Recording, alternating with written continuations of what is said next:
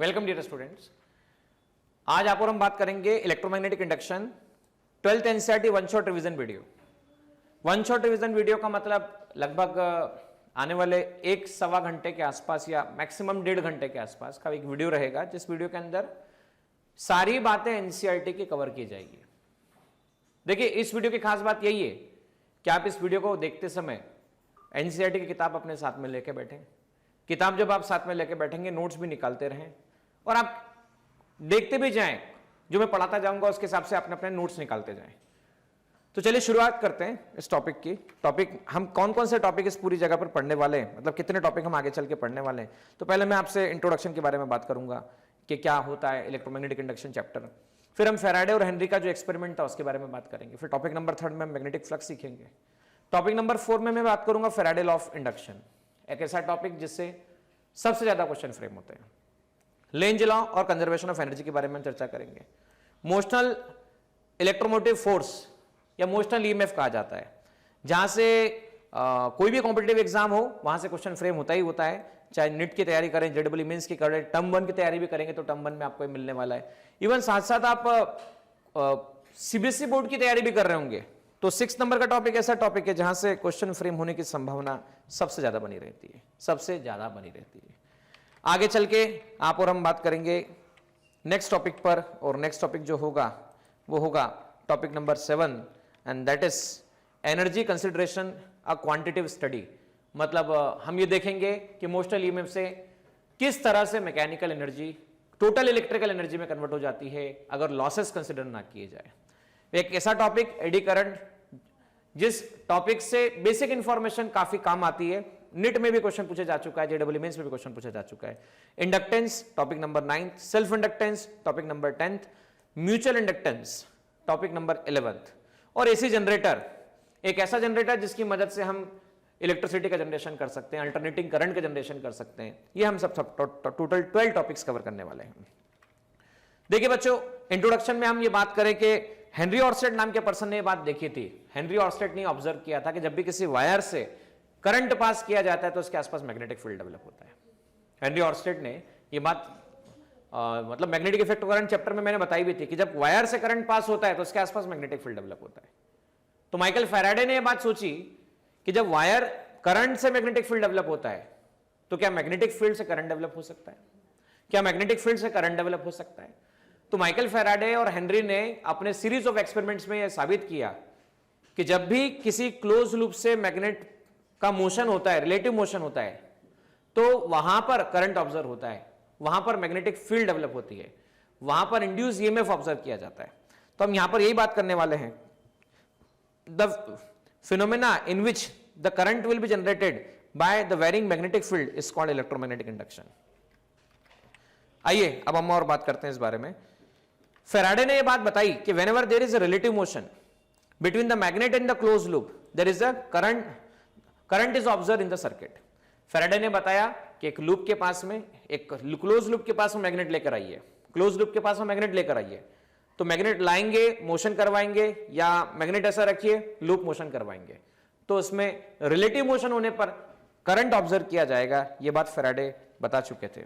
आइए फैराडे का topic number 2 जो कि मैं बात कर रहा था कि हेनरी फैराडे, इन दोनों का एक्सपेरिमेंट नंबर 1 क्या कहता है। एक्सपेरिमेंट नंबर 1 में बात बताई गई है, और वो बात ऐसी है बच्चों कि जब नॉर्थ पोल, देखिए आपके पास में सी क्या है, कॉइल्स है। अब इन बहुत सारे कॉइल्स में जब नॉर्थ पोल को पास में लाया गया तो नॉर्थ पोल को पास में लाने पर गैल्वेनोमीटर में डिफ्लेक्शन ऑब्जर्व हुआ। नॉर्थ पोल को पास में लाने पर गैल्वेनोमीटर में क्या ऑब्जर्व हुआ बच्चों, डिफ्लेक्शन ऑब्जर्व हुआ। आप देख सकते हैं coil C1 is connected to galvanometer, ठीक है। तो कॉइल यहां पर C1 को गैल्वेनोमीटर से कनेक्ट किया। गैल्वेनोमीटर क्या काम करता है, करंट को मेजर करने का काम करता है।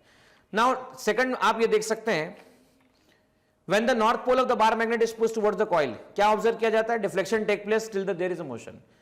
जब तक अब मोशन हो रहा है तब तक डिफ्लेक्शन होता है, और उसके बाद मोशन खत्म हो जाने पर डिफ्लेक्शन नहीं होता है। आगे ये देखा गया कि मैग्नेट को अगर मान लीजिए स्टेशनरी पकड़ा गया, मैग्नेट को अगर आप होल्ड करते हैं और स्टेशनरी रखते हैं, तो स्टेशनरी रखने पर गैल्वेनोमीटर से कोई भी करंट डिफ्लेक्शन नहीं होता है। मतलब कोई भी डिफ्लेक्शन ऑब्जर्व तब नहीं हो रहा है जब इसे स्टेशनरी रखा गया है। आगे देखिए और क्या देखा गया, देखिए 5th नंबर आप पॉइंट देख सकते हैं कि जब मैग्नेट को पहले नॉर्थ पोल पास में लाया गया था, अब नॉर्थ पोल को दूर ले जाया गया, दूर ले जाया गया, जैसे पास लाया गया था तब करंट हुआ, स्टेशनरी रखा तब करंट नहीं हुआ, दूर ले जा रहे हैं तब भी करंट डेवलप हो रहा है, दूर ले जा रहे हैं तब भी डिफ्लेक्शन हो रहा है, लेकिन उस डायरेक्शन में नहीं हो रहा है जिस डायरेक्शन में पहले हो रहा था। पहले जैसा हो रहा था उससे अपोजिट डायरेक्शन में डिफ्लेक्शन को ऑब्जर्व किया गया। आगे देखिएगा, अब क्या बोला गया कि जब साउथ पोल, मतलब अब नॉर्थ पोल के प्लेस पे मैग्नेट को उल्टा किया, यहां से साउथ पोल को पास में लेके आया गया। अब साउथ को पास में लाएंगे तब भी डिफ्लेक्शन होगा, डिफ्लेक्शन तो होगा लेकिन वो उस डायरेक्शन में नहीं होगा जिस डायरेक्शन, डिफ्लेक्शन उस डायरेक्शन में नहीं होगा जब नॉर्थ पोल को पास में लाया गया था। ये डिफ्लेक्शन अदर डायरेक्शन में ऑब्जर्व किया गया स्टूडेंट।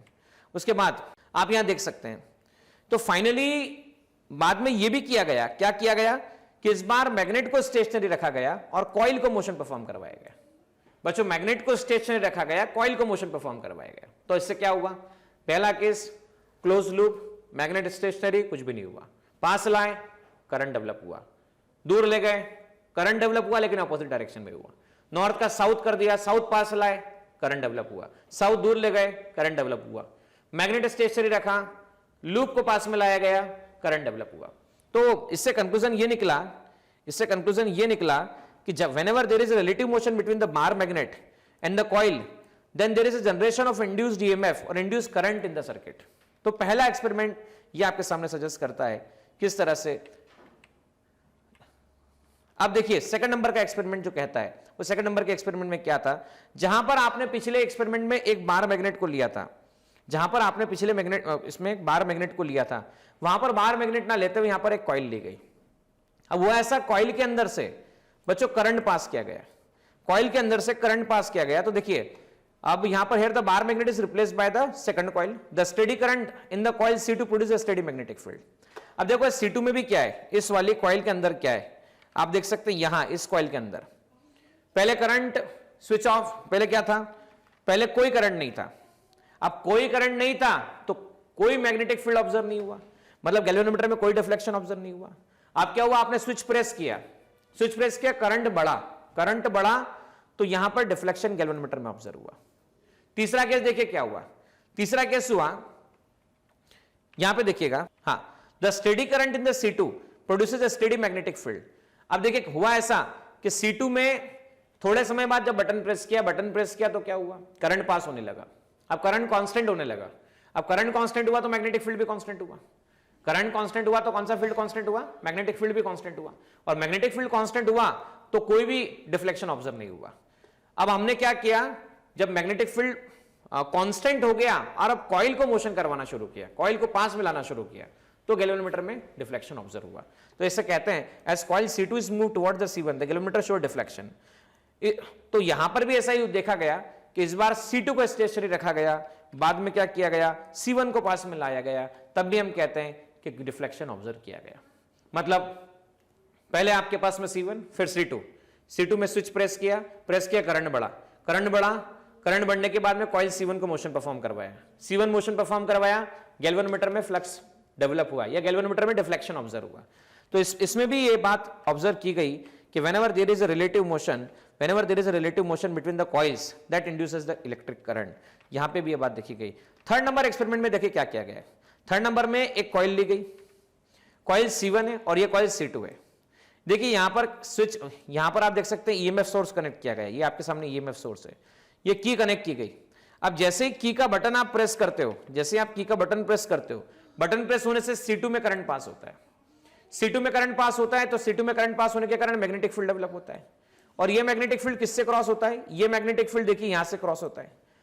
तो जैसे ही शुरुआत में क्या हुआ, शुरुआत में कोई करंट नहीं था तो गैल्वेनोमीटर में डिफ्लेक्शन नहीं था। बटन प्रेस किया, करंट पास हुआ, करंट बढ़ा, मैग्नेटिक फील्ड क्या हुई, बढ़ने लगी, बढ़ के मैग्नेटिक फील्ड क्रॉस हुई। मैग्नेटिक फील्ड जब इससे क्रॉस हुई तो मैग्नेटिक फील्ड के क्रॉस होने से करंट डिफ्लेक्शन ऑब्जर्व हुआ। वापस से आपने क्या किया, वापस से पहले देखो, पहले क्या किया, ओपन था, फिर क्या किया, क्लोज किया, फिर क्या किया, फिर ओपन किया, तो जो मैग्नेटिक लाइंस जो बढ़ चुकी थी, जो पास हो चुकी थी, जैसे मान लीजिए 4 लाइन पास हो रही है, अब ये पहले 0 थी, फिर 4 हुई, फिर 4 से वापस 0 हुई, 0 से 4 से वापस 0, अब वापस 0 है, इसका मतलब क्या हुआ, वापस 0 है, इसका मतलब हुआ कि मैग्नेटिक फ्लक्स फिर से 0 हो गया, फिर से चेंज हुआ, गैल्वेनोमीटर में डिफ्लेक्शन ऑब्जर्व हुआ। इसके तीनों एक्सपेरिमेंट क्या बताते हैं बच्चों, ये तीनों एक्सपेरिमेंट बताते हैं, यहां देख सकते हैं there is relative motion is not absolute requirement. इस बार दोनों स्टेशनरी थे, ना तो ये मोशन कर रहा था ना ये मोशन कर रहा था।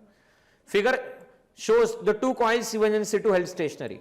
The coil C1 is connected to the galvanometer G, while the second coil C2 is connected with the battery and the tapping key K. When the tapping key K is pressed, the galvanometer shows momentary deflection. कुछ समय के लिए deflection show करता है। आगे देखिए, when the key is removed, the pointer in the galvanometer returns to zero immediately. की को हटाया तो वापस से खत्म हो जाता है। तो आगे कहानी क्या बोलती है? आगे कहानी ये कहती है कि इससे साफ समझ में आता है कि जब रिलेटिव मोशन हो तब भी मैग्नेटिक फ्लक्स डेवलप होता है, या मैग्नेटिक फ्लक्स नहीं बोलूंगा, रिलेटिव मोशन हो तब भी डिफ्लेक्शन ऑब्जर्व हुआ। मोशन ना हो, मोमेंटरी करंट बढ़ता हो, मोमेंटरी करंट कम होता हो, तब भी उस केस में क्या ऑब्जर्व किया गया? तब भी उस केस में डिफ्लेक्शन ऑब्जर्व हुआ।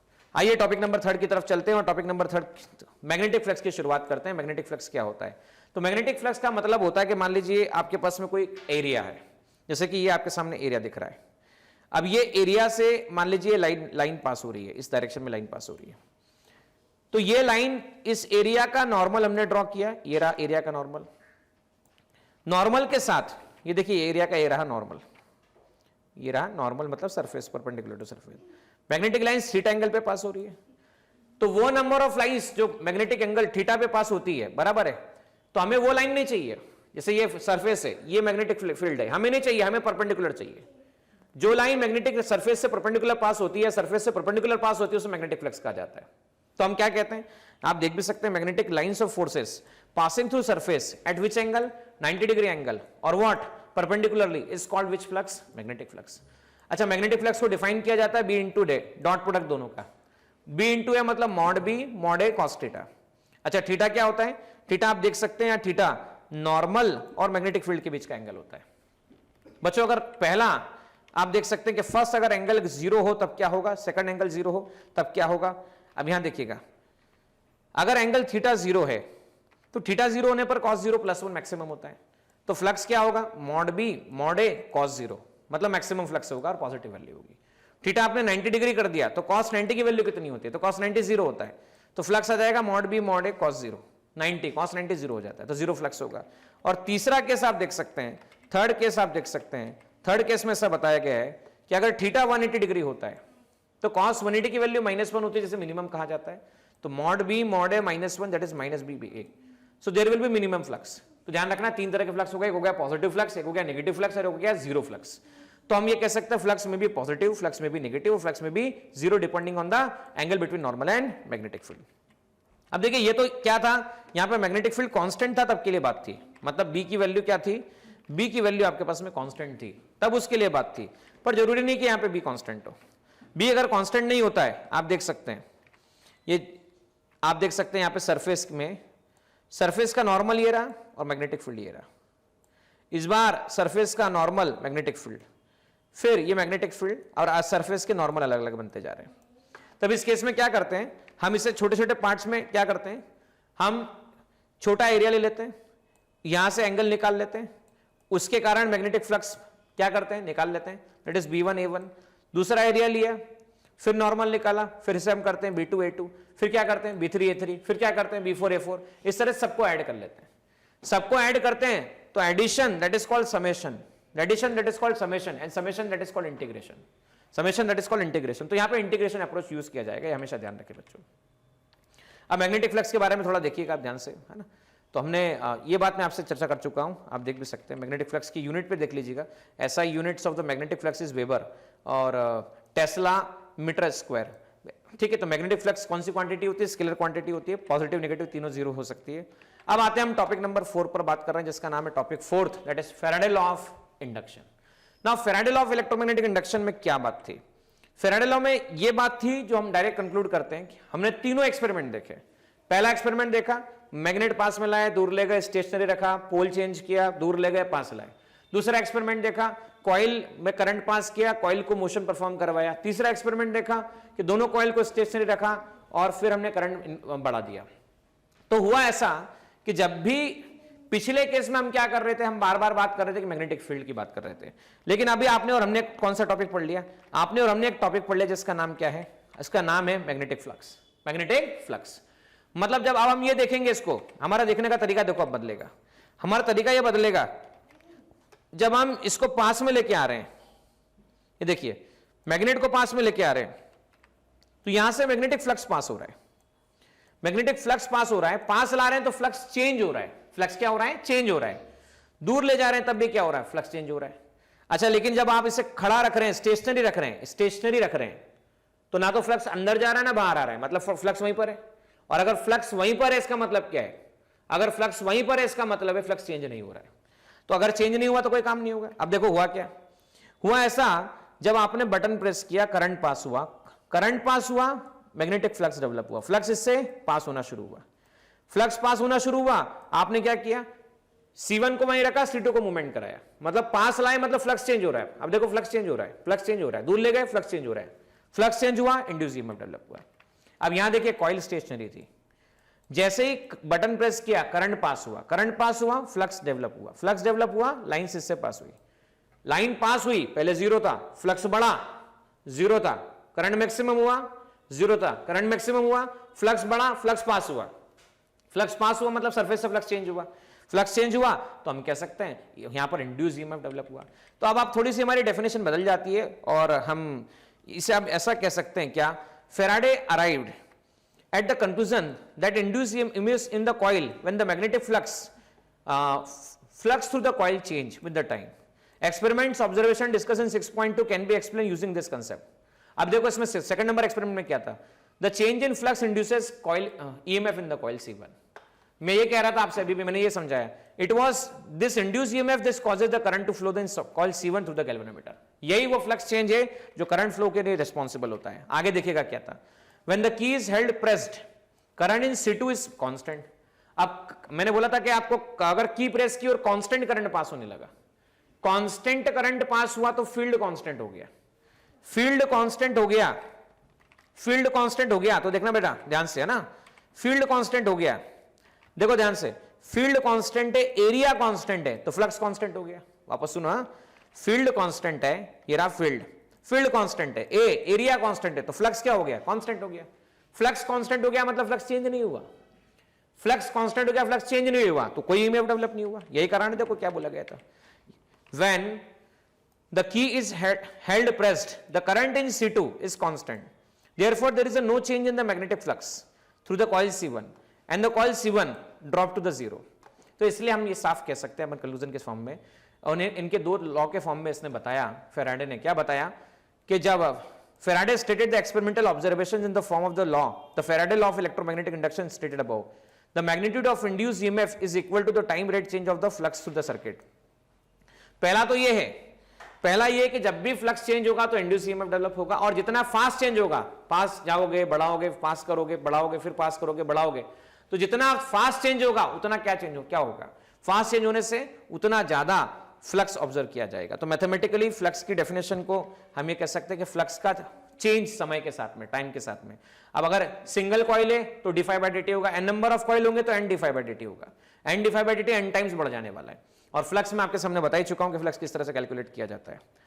देखिए अब यहां पे एक बात आती है बच्चों की, यहां पे एक नेगेटिव साइन लगा हुआ है। नेगेटिव साइन क्या होता है, तो नेगेटिव साइन ये बताता है कि इंड्यूस ईएमएफ, ये नेगेटिव साइन का फिजिकल इंपॉर्टेंस जो है, हिस्टोरिकल इंपॉर्टेंस है, अब इसे बताया जा सकता है किसकी मदद से, इसे लेंज लॉ की मदद से समझाया जाता है। तो नेक्स्ट टॉपिक में देखिए हम शुरुआत करते हैं लेंज लॉ के बारे में। देखिए बच्चों अब हम बात कर रहे हैं लेंज लॉ के बारे में, ये टॉपिक नंबर 4 है जिसके बारे में हम चर्चा कर रहे हैं। टॉपिक नंबर 5 है, 5th लेंज लॉ क्या कहता है। तो लेंज लॉ कहता है कि भाई आपने क्या किया, अभी तक आपने नॉर्थ पोल को पास में लाया, तो इसमें क्या डेवलप हुआ, करंट डेवलप हुआ। तो करंट जो डेवलप हुआ इसकी डायरेक्शन कैसे निकाली जाएगी, तो ये लॉ कहता है, ये लॉ समझना है तो भस्मासुर को समझ लो। अब भस्मासुर क्या होता है सर, बोले भस्मासुर शिव जी से तपस्या करके आशीर्वाद प्राप्त करता है कि भाई मैं जिसके हाथ पे सर पे हाथ रख दूं वो भस्म हो जाए, और मजे की बात है कि वो शिव जी के हाथ सर पे हाथ रखने के लिए चला गया। तो लेंज लॉ ये कहता है कि इंड्यूस्ड ईएमएफ की डायरेक्शन इस तरह से होती है, ये उस रीजन का अपोज करती है जिसके कारण डेवलप हुई है, ये उस रीजन का अपोज करती है जिसके कारण डेवलप हुई है। जो भी रीजन इसे डेवलप करेगा, अब जो रीजन डेवलप करेगा इसको अगर हम एनसीईआरटी लैंग्वेज के टर्म में बोले तो वहां पे ये बात फ्लक्स चेंज के समय समझाई गई है। क्या बोला गया, the Lenz law which gives the direct polarity of the induced EMF, वो कैसे दी जाती है, the polarity of induced EMF is such that it tends to produce a current which opposes the change in magnetic flux that produces it. जो magnetic flux इसे produce करेगा उसके change को oppose करेगी, उसके चेंज को क्या करेगी, ये अपोज करेगी। अब मैं ये बात आपको बोर्ड पे समझाना चाहूंगा, क्योंकि बोर्ड पे समझाने के बाद ये बात आपको बहुत अच्छे से क्लियर होगी, और उसके बाद हम फिर कंजर्वेशन ऑफ एनर्जी बात को समझते हुए फिर से बोर्ड पे स्क्रीन पर आएंगे बच्चों। चलिए बोर्ड पर देखते हैं। देखिए बच्चों, हम लेंज लॉ के बारे में चर्चा कर रहे हैं। लेंज लॉ क्या कहता है कि ये उस जो भी इंड्यूस ईएमएफ होगा उसकी डायरेक्शन ऐसी होगी, वो मैग्नेटिक फ्लक्स के चेंज का अपोज करेगी। समझिए ध्यान से, मान लीजिए कॉइल है, हमने क्या किया था, कॉइल में नॉर्थ पोल पास में लेके आया था। तो आपको तो पता है magnetic lines of forces north से निकलती है, साउथ की तरफ पहुंचती है, ये बात हम पहले से जानते हैं, बराबर है। हमारा उसमें इंटरेस्ट भी नहीं, बस हमारा इंटरेस्ट क्या है कि मान लो मैग्नेटिक लाइंस ऑफ फोर्सेस है, यहां से पास हो रही है। अब आप क्या कर रहे हैं, इससे पास ला रहे हैं, तो पास ला रहे हैं तो इसमें करंट की डायरेक्शन ऐसी होने वाली है कि ये इसके पास आने का अपोज करे। अब पास आने का अपोज करे, इसका मतलब क्या हो बच्चों, भैया ये नॉर्थ पोल है तो यहां पे भी कुछ फील्ड ऐसा होना चाहिए, जैसे ये यहां पे क्या हो रहा है, फ्लक्स अंदर आ रहा है, अंदर आने का अपोज करना। तो देखिए कॉइल में मैं क्लास में सिखा भी चुका था आपको कि अगर एंटी क्लॉकवाइज करंट फ्लो होता है, एंटी क्लॉकवाइज करंट फ्लो होता है तो थंब बाहर की तरफ आ रहा है तो फ्लक्स बाहर आता है। एंटी क्लॉकवाइज अगर करंट फ्लो हो रहा है तो थंब आउटवर्ड है, थंब आउटवर्ड है, और ये थंब एंटी क्लॉकवाइज करंट है और ये फ्लक्स किसकी डायरेक्शन बता रहा है, फील्ड की डायरेक्शन बता रहा है। अब इसका उल्टा, अगर मान लीजिए क्लॉकवाइज करंट है, किसकी बात कर रहे हैं, क्लॉकवाइज करंट है, क्लॉकवाइज अगर करंट है आई, तो उस केस में क्लॉकवाइज होने पर हम देखें थंब किस डायरेक्शन में आ रहा है, तो थंब आ रहा है अंदर की तरफ, तो फील्ड अंदर की तरफ डेवलप हो रही है। अब देखिए यहां से फील्ड अंदर आ रही है मतलब फ्लक्स बढ़ रहा है, बढ़ने का अपोजिशन मतलब अगर यहां से फील्ड इस दिशा में आ रही है, इस डायरेक्शन में आ रही है, तो ये करंट ऐसा फील्ड प्रोड्यूस करना चाहिए जो इस डायरेक्शन में आए, इस डायरेक्शन में आए, इसका मतलब ऐसा प्रोडक्शन होना चाहिए, ऐसा प्रोडक्शन होना चाहिए, मतलब ये आप देख सकते हैं यहां पर ऐसा प्रोडक्शन होना चाहिए, इसका मतलब ये करंट यहां से बाहर आता हुआ होना चाहिए और यहां से अंदर जाता हुआ होना चाहिए। देखिए आप खुद ही देखिए, ऐसा बाहर आता हुआ अंदर आता हुआ, यहां ऐसा, और ऐसा होना चाहिए। तो मैं इसको थोड़ा टर्न करके ऐसा बता देता हूं, ये ऐसा होना चाहिए, मतलब अगर यहां से खड़ा होकर देखा जाए, यहां से खड़ा होकर देखा जाए, देखिए मेरे हाथ के हिसाब से देखिए, यहां से खड़ा होकर देखा जाए तो इधर एंटी क्लॉकवाइज दिखना चाहिए, ये एंटी क्लॉकवाइज दिखना चाहिए, बराबर है, एंटी क्लॉकवाइज दिखना चाहिए। और एंटी क्लॉकवाइज दिखना चाहिए तो एक शॉर्टकट याद रखिएगा, एंटी क्लॉकवाइज के लिए आप ध्यान रखिए, ये ऐसा, ये इस तरह से, ये देखो एंटी क्लॉकवाइज मतलब नॉर्थ पोल बनना चाहिए। अब नॉर्थ पोल बनना चाहिए तो आप खुद देख भी सकते हैं कि इसके पास आने का अपोज कौन कर सकता है, भैया नॉर्थ को कौन रोक सकता है, नॉर्थ को कौन अपोज कर सकता है, तो नॉर्थ को नॉर्थ ही अपोज कर सकता है। तो यहां पे नॉर्थ मतलब कुछ इस तरह का करंट डेवलपमेंट होगा, ठीक है। तो बेसिक इसी से कैसा होगा, ऐसा होगा, ये बाहर अंदर, तो इधर ऑलरेडी अंदर आ रहा है फ्लक्स, तो फ्लक्स के आने का अपोजिशन मतलब इधर आना चाहिए, इधर आना चाहिए मतलब थंब इधर जाना चाहिए, ठीक है ना स्टूडेंट्स, यहां तक समझ चुके होंगे आप लोग। अब चलिए इसका उल्टा देखते हैं हम लोग। अब यहां पे मान लो मैं नॉर्थ को दूर ले जाता हूं, ये मान लीजिए मैं नॉर्थ पोल को दूर ले जाता हूं, नॉर्थ पोल को दूर ले जाता हूं, तो मान लीजिए ये 4 लाइंस थी आपके पास में। अब नॉर्थ पोल को दूर ले जाने पर क्या हो रहा है, दूर ले जाने पर क्या हो रहा है, नॉर्थ पोल को लाइंस कम होती जा रही है, लाइंस कम होती जा रही है, मतलब कुछ ऐसा होना चाहिए जिससे लाइन बढ़ जाए, मतलब लाइंस की डायरेक्शन ऐसी थी, दूर जा रही है मतलब लाइंस कम हो रही है, तो लाइंस बढ़ना चाहिए, मतलब इस डायरेक्शन में फ्लक्स आना चाहिए, और इस डायरेक्शन में फ्लक्स तभी आएगा जब ऐसा डेवलपमेंट होगा, ऐसा डेवलपमेंट होगा। मतलब यहां पर अगर आप देखें कॉइल, तो अंदर, यहां अंदर जाना और यहां से बाहर आना, अंदर मतलब ये क्रॉस और ये डॉट, ठीक है। अच्छा अब मैं आपसे शॉर्टकट के फॉर्म में पूछता हूं, नॉर्थ के दूर जाने का अपोजिशन कौन कर सकता है, नॉर्थ के दूर जाने का अपोजिशन सर साउथ कर सकता है, साउथ। तो देखिए यहां पर ये नॉर्थ पोल, ये साउथ पोल, दूर जाने का अपोजिशन साउथ पोल बन गया। मतलब यहां से अगर ऐसा देखा जा रहा है, देखो ध्यान से, यहां से ऐसा देखा जा रहा है, तो यहां से मैं यहां से खड़ा होकर देखता हूं, यहां से मैं खड़ा होकर देखता हूं तो मुझे क्लॉकवाइज जाता हुआ करंट नजर आ रहा है, कैसा नजर आ रहा है, क्लॉकवाइज करंट नजर आ रहा है। तो ये देखिए साउथ पोल, तो यहां से देखेंगे साउथ। अब एक और बात देखिए, थर्ड नंबर केस देखिएगा, ये हम देख चुके हैं आपके सामने, है ना। थर्ड नंबर केस में हम क्या बात कर रहे हैं कि अभी नॉर्थ पास में लाए गए, अब हम क्या करते हैं, साउथ पास में लेके आते हैं। अब हम शॉर्टकट मेथड से देखेंगे, we will understand by shortcut method. आप देख सकते हैं ये कोई कॉइल है, क्लोज लूप है, साउथ पास में लाए, साउथ पास में लाए, आप देखते कहां से, ऑब्जर्व कहां से करते हैं, जिस डायरेक्शन में लाते हैं उससे ऑब्जर्व करते हैं। साउथ का अपोजिशन कौन कर सकता है, साउथ ही कर सकता है। साउथ का अपोजिशन साउथ ही कर सकता है, इसका मतलब करंट क्लॉकवाइज हो गया। अब क्या हुआ, ये साउथ पोल ये नॉर्थ पोल, अब आप इसे दूर ले गए, आप इसे दूर ले गए, दूर ले जाने लगे, तो साउथ का अपोजिशन कौन कर सकता है, साउथ का अपोजिशन रोकने का काम कौन करेगा, नॉर्थ पोल कर सकता है। नॉर्थ मतलब यहां से खड़े होकर देखेंगे तो एंटी क्लॉकवाइज करंट मुझे नजर आने लगेगा। तो लेंज लॉ कुछ इस तरह से समझाया जाता है। कंजर्वेशन ऑफ एनर्जी समझते हैं लेंज लॉ में कैसे एप्लीकेबल होता है। भाई आप देखिए यहां पर हमने क्या किया, हम नॉर्थ पोल को लेके आए, यहां से डेवलपमेंट कैसा हुआ, यहां से डेवलपमेंट ऐसा हुआ जिससे कि नॉर्थ पोल बन गया, मतलब इसमें डेवलपमेंट हुआ कौन से डायरेक्शन में, एंटी क्लॉकवाइज डायरेक्शन में। अब क्या हुआ, नॉर्थ नॉर्थ रिपल्शन हुआ। अच्छा सोचो ये यहां पे मान लो नॉर्थ पोल है, यहां पे नॉर्थ पोल है और मैं इसे पास में ला रहा हूं, तो रिपल्शन के अगेंस्ट मुझे क्या करना पड़ेगा, ये नॉर्थ, रिपल्शन के अगेंस्ट मुझे क्या करना पड़ेगा, फर्क करना पड़ेगा। तो एक्सटर्नल एजेंट क्या कर रहा है, एक्सटर्नल एजेंट वर्क कर रहा है, तो ये वर्क गया कहां पर, तो इंड्यूस ईएमएफ डेवलप हुआ, इंड्यूस करंट डेवलप हुआ और करंट से हीट डेवलप हुआ, H=I²RT। तो अगर लॉसेस कहीं नहीं माने जाएं तो ये जो भी हम वर्क करते हैं वो किस फॉर्म में कन्वर्ट हो जाता है, हीट के फॉर्म में कन्वर्ट हो जाता है। मतलब एक टाइप का जो हमने कंजम्पशन किया, कंजर्वेशन ऑफ एनर्जी की वैलिडिटी है, हम जो काम कर रहे हैं वो किस फॉर्म में कन्वर्ट हो रहा है, इंड्यूस करंट में। और इंड्यूस करंट क्या डेवलप कर रहा है, इंड्यूस करंट हीट डेवलप कर रहा है। तो that is the validity of conservation of energy. तो चलिए स्क्रीन की तरफ फाइनली समराइज करते हैं। देखिए बच्चों हमने यहां पे बात की Lenz law which gives the polarity of induced EMF. It is clear in the concise fashion. The polarity of induced EMF is such that it tends to produce the change, current opposes the change in the magnetic flux. कहानी देखिए क्या थी, north को पास में लाए, north बन गया, opposition north north repulsion, north को दूर लाए, साउथ बन गया, नॉर्थ साउथ अट्रैक्शन। साउथ को पास में लाए, देखो नॉर्थ को पास में लाए वापस से, नॉर्थ बन गया, नॉर्थ को दूर ले गए, साउथ बन गया। अब यहां पे देखिएगा ये सेम बातें तीनों के तीनों है, ठीक है ना। अब नॉर्थ नॉर्थ नॉर्थ साउथ, ठीक है, तो ये मैं आपको बातें बोर्ड पे बता चुका हूं, ये सारी की सारी चारों बातें बोर्ड पे मैं आपसे डिस्कस कर चुका हूं। फिर भी आपको अगर आपके रेफरेंस के लिए नोट्स निकालने के लिए अगर आपको लगता है तो मैं स्क्रीन शेयर कर रहा हूं, इस स्क्रीन पे लिखे गए डेटा को आप कॉपी कर सकते हैं, आपके फायदे की बात है, ठीक है ना। तो आइए अब हम बात करते हैं एक ऐसे टॉपिक की जहां से क्वेश्चन काफी कुछ फ्रेम होते हैं। टॉपिक का नाम है मोशनल इलेक्ट्रोमोटिव फोर्स। पहले मैं इस टॉपिक को बोर्ड पे चल के समझाना चाहूंगा और बोर्ड पे समझाने के बाद में मैं आप लोगों से ये टॉपिक पूरा के पूरा वापस स्क्रीन पे आके समराइज करूंगा। तो चलें बोर्ड पर टॉपिक सीख।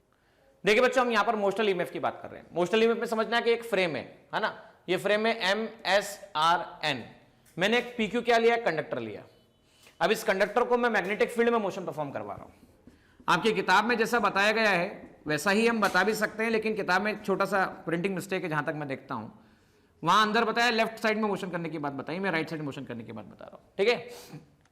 मान लो मैं क्या करता हूं, यहां से यहां तक मैं मानता हूं कि ये x है, ठीक है, ये मानता हूं कि मैं ये L है, यहां से यहां तक लेंथ है। तो मैं आपसे पूछता हूं बताइए ये जो एरिया है, ये जो एरिया इससे लाइंस पास हो रही है, कितना एरिया ये, तो बोले सर ये एरिया है length into breadth L into x। अब मैं क्या करता हूं, कांस्टेंट वेलोसिटी से इस वेलोसिटी से खींचना चालू करता हूं, मैं राइट साइड करता हूं। अच्छा मैं राइट साइड करता हूं तो देखो बच्चों फर्क क्या पड़ रहा है, फर्क ये पड़ रहा है कि ये आपके सामने जो अवेलेबल है ये बढ़कर नई पोजीशन पर अगर आ गया तो यहां पे ये लाइंस देखो, मैग्नेटिक फोर्स या मैग्नेटिक लाइंस जो है ये पहले से बढ़ जाएगी। अब देखो जब मैग्नेटिक लाइंस बढ़ गई तो मैग्नेटिक फील्ड लाइंस जब बढ़ गई तो भाई इनिशियल जो भी फ्लक्स था वो B इंटू A था। फील्ड लाइन के बढ़ने से देखो फ्लक्स क्या हुआ, इंक्रीज हुआ, फ्लक्स क्या हुआ, इंक्रीज हुआ। अब फ्लक्स चेंज हुआ, फ्लक्स क्या हुआ, चेंज हुआ तो करंट डेवलप हुआ, और करंट की डायरेक्शन ऐसी होती है जो उस रीजन का अपोज करती है जिससे डेवलपमेंट हुआ है। अब डेवलपमेंट क्या हुआ है भाई, फ्लक्स बढ़ा है, मतलब मैग्नेटिक फ्लक्स अगर बढ़ा है तो इसमें करंट की डायरेक्शन ऐसी होनी चाहिए, किसके अंदर, SR-PQ के अंदर, जिससे कि ये फ्लक्स को कम कर दे।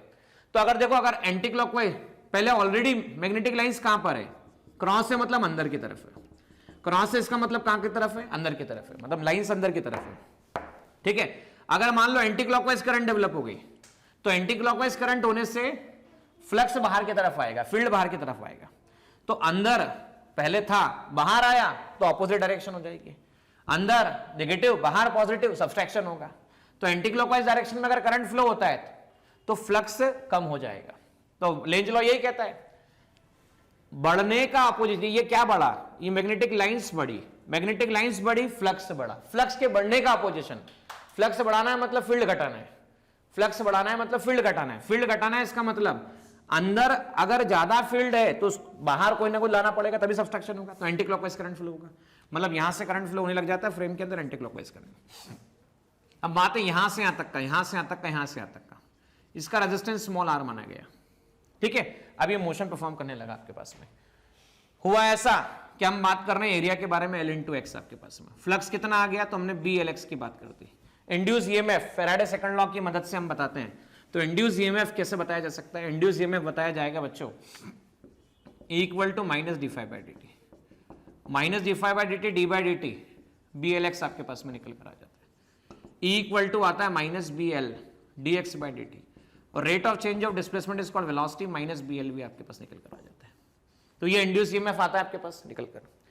अब ये जो इंड्यूस ईएमएफ आया, इस इंड्यूस ईएमएफ से अब यहां से यहां तक जो भी सर्किट अवेलेबल है उसमें इन सबका रेजिस्टेंस इग्नोर किया गया है, यहां से यहां तक इग्नोर, यहां से यहां तक इग्नोर, यहां से यहां तक इग्नोर, केवल रेजिस्टेंस आ रहे। अब मान लो रेजिस्टेंस आ रहे और इंड्यूस ईएमएफ डेवलप हुआ, तो E equal to I into small r, तो आई को क्या लिखा जा सकता है?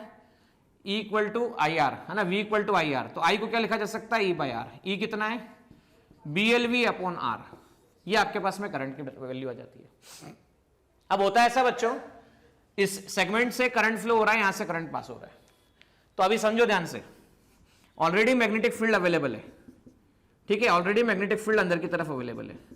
अब यहां से हमने क्या किया, यहां से एंटी क्लॉकवाइज करंट के बारे में बात की, तो बच्चों इस पे क्या होगा? फोर्स लगना शुरू हो जाएगा। क्यों ऐसा क्यों सर? मैं आपको पहले भी बता चुका हूं magnetic effect of current chapter में, कि जब भी किसी करंट कैरिंग कंडक्टर को मैग्नेटिक फील्ड में रखा जाता है तो उस पर लगने वाला फोर्स, मैग्नेटिक फील्ड पर लगने वाला force F equal to I L cross भी दिया जाता है, F equal to I L cross भी दिया जाता है। या अगर आप बात करें तो फोर्स की डायरेक्शन BIL मैग्नीट्यूड होता है, और direction right hand palm rule से निकाली जाती है। राइट हैंड कौन से रूल से निकाली जाती है? पाम रूल से निकाली जाती है। तो राइट हैंड पाम रूल ये कहता है कि आप अपना राइट हैंड निकाल लीजिए, फिंगर मैग्नेटिक फील्ड के डायरेक्शन में, थंब करंट के डायरेक्शन में, तो पाम फोर्स बताएगा। अभी देखो फिंगर मैग्नेटिक फील्ड के डायरेक्शन में, मैग्नेटिक फील्ड अंदर है, करंट ऊपर की तरफ है, तो फोर्स इधर लगेगा, तो ये हो गया कौन सा फोर्स? मैग्नेटिक फोर्स लग रहा है। अब क्या कौन सा फोर्स हो गया बच्चों? ये वापस देखो, हाँ, राइट हैंड पाम रूल क्या कहता है? राइट हैंड पाम रूल ये कहता है फिंगर मैग्नेटिक फील्ड, ये थंब करंट के डायरेक्शन, पाम फोर्स, ये कौन सा फोर्स लगा? मैग्नेटिक। अब देखो यहां मैग्नेटिक फोर्स चाहता है कि इसे खींचे, और ये ऑलरेडी आप वेलोसिटी उसको दे रहे थे। अच्छा, जब भी फोर्स और वेलोसिटी ऑपोजिट होते हैं तो क्या होता है? रिटार्डेशन या एक्सेलरेशन? जब भी फोर्स और वेलोसिटी ऑपोजिट होते हैं तो क्या होता है? रिटार्डेशन या एक्सेलरेशन? तो रिटार्डेशन, मतलब ये मैग्नेटिक फोर्स से रिटार्ड करना चाहता है। अब आप चाहते हो, अगर आप चाहते हो कि आप इसे कांस्टेंट वेलोसिटी से मोशन परफॉर्म करवाएं, अगर आप चाहते हो कि इसे कांस्टेंट वेलोसिटी से मोशन परफॉर्म करवाएं, तो आपको इसके अगेंस्ट भी, देखिए ध्यान से, आपको इस मैग्नेटिक फोर्स के अगेंस्ट एक एक्सटर्नल फोर्स लगाना पड़ेगा। मैग्नेटिक फोर्स के अगेंस्ट क्या लगाना पड़ेगा? एक्सटर्नल फोर्स लगाना पड़ेगा, तभी जाके कांस्टेंट वेलोसिटी मेंटेन हो पाएगी। क्योंकि वेलोसिटी कांस्टेंट का मतलब dV/dt, rate of change of velocity constant हुआ, कांस्टेंट का डिफरेंशिएशन एक्सेलरेशन 0 होता है, और एक्सेलरेशन 0 होता है इसका मतलब नेट फोर्स 0 होता है, नेट फोर्स 0 होता है इसका मतलब जितना Fm होगा उतना ही आपको यहाँ पे लगाना पड़ेगा एक्सटर्नल फोर्स। तो आप देखिए आपने क्या किया, आपने एक्सटर्नल फोर्स लगाया, फोर्स कितना लगाया? IBL, आई कितनी वैल्यू है? BLV इंटू कितना आपके पास में? BLV R, तो फोर्स कितना लगा दिया आपने? B² L² V upon R, ये हो गया आपने फोर्स लगाया। आपने लगाया, ये तो हो गया मैग्नेटिक फोर्स लगा आपके पास, ठीक है। कौन सा फोर्स लगा? मैग्नेटिक फोर्स लगा। तो मैग्नेटिक फोर्स इतना लगता है। अब आप जो फोर्स लगा रहे हो, अगर ये दोनों इक्वल हैं, कौन कौन सा फोर्स? आपने लगाया फोर्स और मैग्नेटिक फोर्स दोनों अगर इक्वल हैं, तो दोनों की वैल्यू कितनी है आपके पास में? देखिए B² L² V upon R। और अब आप क्या कर रहे हैं? हमने लगाया फोर्स, हम कांस्टेंट वेलोसिटी मेंटेन कर रहे हैं, मतलब हम पावर की बात कर रहे हैं, और पावर होता है फोर्स इंटू वेलोसिटी का डॉट प्रोडक्ट। तो फोर्स कितना है? F एक्सटर्नल, वेलोसिटी V और cos 0, cos 0 कितना होता है? पावर +1 होता है। एक्सटर्नल फोर्स कितना है? B² L² V upon R into V। अब ये B² L² V² upon R, ये आपने एक्सटर्नल फोर्स जो लगाया, ये आपकी पावर खर्च हुई। आपने जो एक्सटर्नल फोर्स लगाया आपकी पावर खर्च हुई, आपने लगाया फोर्स, आपने खींचा, आपकी पावर खर्च हो गई। अब खर्च हुई तो कहां हुई? तो हमारा असम्पशन था कि ये इसका कोई रेजिस्टेंस नहीं है, नो रेजिस्टेंस। हमारा असम्पशन था इसका कोई रेजिस्टेंस नहीं है, नो रेजिस्टेंस। इसका कोई रेजिस्टेंस नहीं है, नो रेजिस्टेंस। तो जो भी रेजिस्टेंस है वो किसका रेजिस्टेंस है? तो देखिए मैं आपके सामने बता देता हूं, जो भी रेजिस्टेंस है वो किसका रेजिस्टेंस है। मान लीजिए ये आपके पास है, इसका कोई रेजिस्टेंस नहीं, इसका कोई रेजिस्टेंस नहीं, इसका कोई रेजिस्टेंस नहीं, इसका रेजिस्टेंस है R। तो जो भी एनर्जी खर्च हो रही है वो जा कहां रही है? तो वो हीट के फॉर्म में डेवलप हो रही है। H equal to I square R T, H equal to I square R T. और अब वैलिड भी देख लेते हैं, वैलिडिटी भी देख लेते हैं कि वैलिड होता है कि नहीं होता है। H equal to I square R T से आई कितना है आपके पास में? मैं R स्मॉल r ले रहा हूं, आई स्क्वायर आर टी, और heat per second that is called power, I square into R. I square कितना आप चेक करो, BLV अपॉन R का whole square into R. So B square L square V square upon R square into are.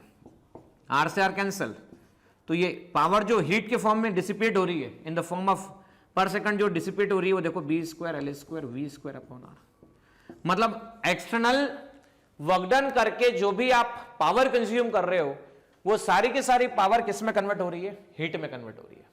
सारी की सारी power किस में convert हो रही है? हीट में कन्वर्ट हो रही है।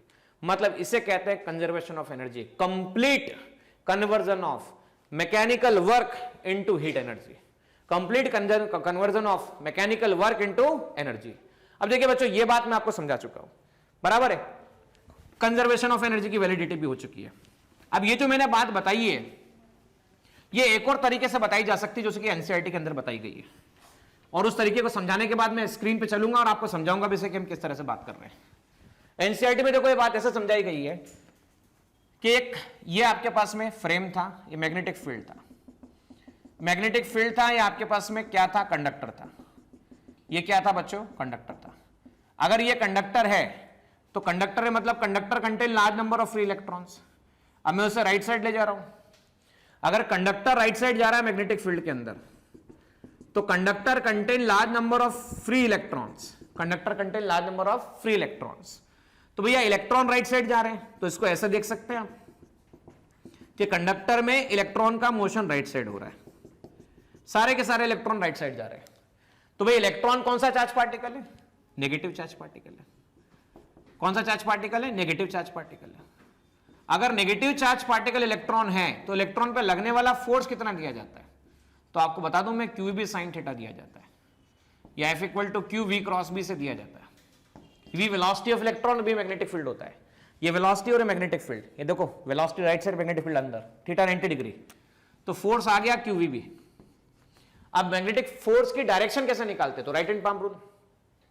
राइट हैंड पाम रूल ये कहता है कि फिंगर मैग्नेटिक फील्ड और जो थंब होता है वो पॉजिटिव चार्ज के डायरेक्शन। अब देखो अगर रॉड राइट साइड जा रही है तो इलेक्ट्रॉन राइट साइड है, रॉड राइट साइड जा रही है इसका मतलब इलेक्ट्रॉन राइट साइड है, बराबर है। तो हमें इलेक्ट्रॉन राइट साइड है मतलब नेगेटिव चार्ज राइट साइड है, नेगेटिव से अपोजिट थंब लेना होता है, हमें नेगेटिव से अपोजिट थंब लेना होता है। मतलब देखो मैंने अभी पिछले पाम रूल में क्या बताया था, थंब की डायरेक्शन करंट की डायरेक्शन होती है। देखो मैंने क्या कहा था आप लोगों से, थंब की डायरेक्शन किसकी डायरेक्शन होती है? करंट की डायरेक्शन होती है। करंट क्या होता है? Rate of flow of charge कहलाता है। करंट की डायरेक्शन पॉजिटिव चार्ज के डायरेक्शन में मानी जाती है या नेगेटिव के अपोजिट डायरेक्शन में मानी जाती है। इलेक्ट्रॉन कौन से डायरेक्शन में? राइट। तो इलेक्ट्रॉन के कारण जो करंट होगा वो पॉजिटिव चार्ज के कारण जो वैल्यू होगी वो कौन सी डायरेक्शन में होगी? ई पॉजिटिव, ये ई नेगेटिव है। तो देखो मैग्नेटिक फील्ड ये इधर, इलेक्ट्रॉन पे फोर्स ऐसा लगा, इलेक्ट्रॉन पे फोर्स ऐसा लगा, इलेक्ट्रॉन पे फोर्स ऐसा लगा, इसका मतलब इलेक्ट्रॉन नीचे एक्यूमुलेट हो गए, ये पॉजिटिव हो गया आपके पास में, ठीक है। तो देखिए ये ऐसा गया, ये वेलोसिटी इस तरफ थी इलेक्ट्रॉन की, बराबर, हमें नहीं चाहिए। क्यों नहीं चाहिए? ये बताएगा मैग्नेटिक फील्ड, थंब बताएगा positive charge, electron right side negative, तो positive charge left side, electron पे फोर्स नीचे लगा, इलेक्ट्रॉन पे फोर्स नीचे लगा, नेगेटिव आया पॉजिटिव आया, इसका मतलब यहां से ये पॉजिटिव आ गया और ये आपके पास में नेगेटिव आ गया, नेगेटिव आ गया पॉजिटिव आ गया, इसका मतलब ये पॉजिटिव हुआ ये नेगेटिव हुआ, तो करंट फ्लो हुआ एंटी क्लॉकवाइज डायरेक्शन में। करंट फ्लो कौन सा डायरेक्शन में हुआ? एंटी क्लॉकवाइज डायरेक्शन में। और मैंने यही आपको बताया था कि करंट एंटी क्लॉकवाइज डायरेक्शन में फ्लो होता है। अब देखिए फोर्स आ गया, अब फोर्स आ गया, अब ये फोर्स इलेक्ट्रॉन कहां से कहां तक मोशन किए? तो भैया अगर फोर्स यहां से यहां तक के सारे इलेक्ट्रॉन फोर्स, तो मान लो ये आपके पास में Q है और ये R है, या P है सपोज, तो Q से P तक का लेंथ कितना है L, तो वर्क डन कितना करना पड़ा, फोर्स इंटू डिस्प्लेसमेंट, फोर्स कितना है QVB into L W, W upon Q क्या क्या कहलाता है BLV वेलोसिटी, और इसे कहते हैं इलेक्ट्रिक पोटेंशियल डिफरेंस, जिसे हमने इंड्यूस ईएमएफ भी नाम दिया हुआ है E। तो E यहां से भी देखिए कितना आता है, BLV ही आता है। कितना आता है बच्चों, BLV ही आता है।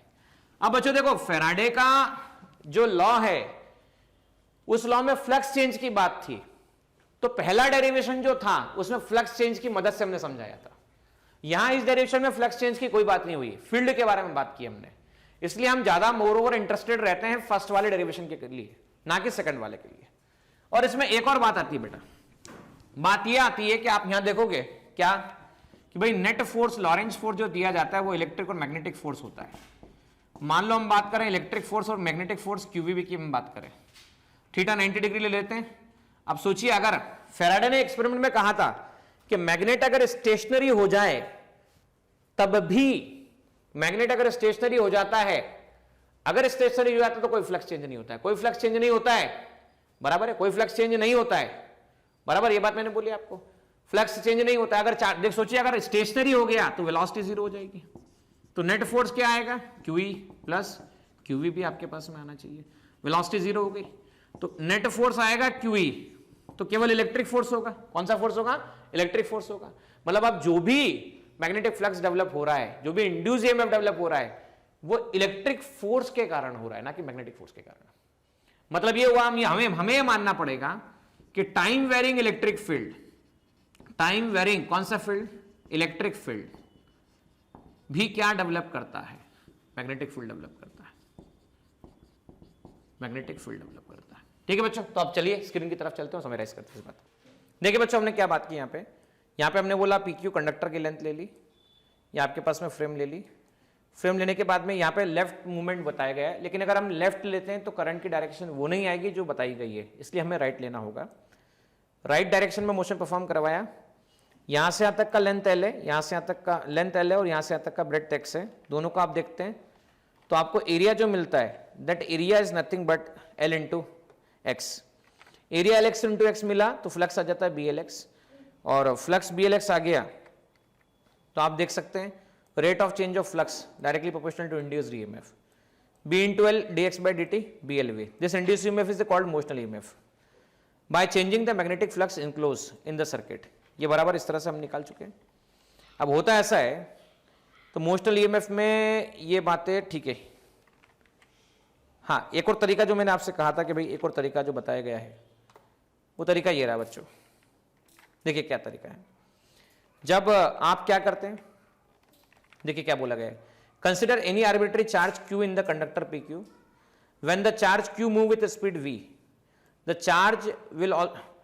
Charge also will be moving with the speed B, बराबर है। तो चार्ज भी B स्पीड से मूव करेगा, जो कि जैसा कि मैं आपको पहले भी बता चुका हूं, यहाँ पे हम बात कर चुके हैं A है ना, यार आपके पास में मान लीजिए मैंने इसको राइट साइड मूवमेंट करवाया तो राइट साइड ये भी चलेगा, और राइट साइड चलेगा तो V वेलोसिटी से चलेगा, बराबर है। लॉरेंज फोर्स लगेगा और फोर्स कितना लगेगा, QV भी लगेगा, और डायरेक्शन जो होगी वो कहां की तरफ होगी, फोर्स पे लगने वाली डायरेक्शन Q की तरफ, नीचे की तरफ होगी। और नीचे की तरफ अगर होगी, बराबर है, नेगेटिव चार्ज के हिसाब से जो मैंने बताया, तो भैया नीचे की तरफ होगी तो करंट एंटी क्लॉकवाइज डायरेक्शन में आपके सामने मिलेगा, जो मैंने अभी बोर्ड पे आपके सामने समझाया। तो अब देखिए क्या हुआ ऐसा, all the charges experience the same forces in the magnitude and in direction irrespective of their position from the rod on the PQ. The work done in the moving the charge from P to Q, P से Q को motion करवाने के लिए जो work करना पड़ेगा, work होता है फोर्स इनटू डिस्प्लेसमेंट। तो फोर्स कितना लगा आपके पास में, QVB, डिस्प्लेसमेंट कितना हुआ L। अच्छा, work done per unit charge कहलाता है EMF, तो इसे कहते हैं BLV, बराबर है। तो ये BLV हम यूज कर सकते हैं, but it does not help us to understand the basis of the Faraday law and the conductor is moving in uniform magnetic field, time independent magnetic field. मैंने यही कहा था कि हम इंटरेस्टेड इसमें ज्यादा इसलिए नहीं रहते हैं क्योंकि हमें ये नहीं बताता है कि फ्लक्स चेंज कैसा हो रहा है। आगे देखिए, it is not obvious how an EMF induced when the conductor is stationary in the magnetic field is changing. तो एक ये जो क्वेश्चन था कि अगर कंडक्टर को स्टेशनरी रखा तब भी फ्लक्स मतलब मैग्नेटिक फील्ड में तब भी इंड्यूस EMF कैसे मिल रहा था, ये तो कोई तीसरे नंबर का जो आपके सामने एक्सपेरिमेंट था ना, तीसरे नंबर का एक्सपेरिमेंट, थर्ड नंबर का एक्सपेरिमेंट, ये एक्सपेरिमेंट में देखो क्या था, दोनों कॉइल तो स्टेशनरी थी ना, ये वाली कॉइल भी स्टेशनरी थी, ये वाली कॉइल भी स्टेशनरी थी, फिर भी इंड्यूस ईएमएफ डेवलप हो रहा था। तो ये जो बात है देखो यहाँ पर एनसीईआरटी में बात बहुत अच्छे से देख सकते हो, you can understand here a fact which Faraday verified by the numerous experiment. Faraday ने बात बहुत बार देखी थी, क्या कि भैया अगर दोनों को स्टेशनरी रखो तो भी इंड्यूस ईएमएफ मिल रहा है। अब लॉरेंज फोर्स के बारे में तुम जानते हैं कि लॉरेंज फोर्स ये होता है, अगर वेलोसिटी जीरो हो गई तो वेलोसिटी जीरो होने पर केवल इलेक्ट्रिक फोर्स लग रहा होता है, इसके बारे में मैंने आपसे भी चर्चा की। तो हमने कहा any force on the charge must arise from the electric field, तो जो भी आया होगा वो इलेक्ट्रिक फील्ड के कारण आया होगा।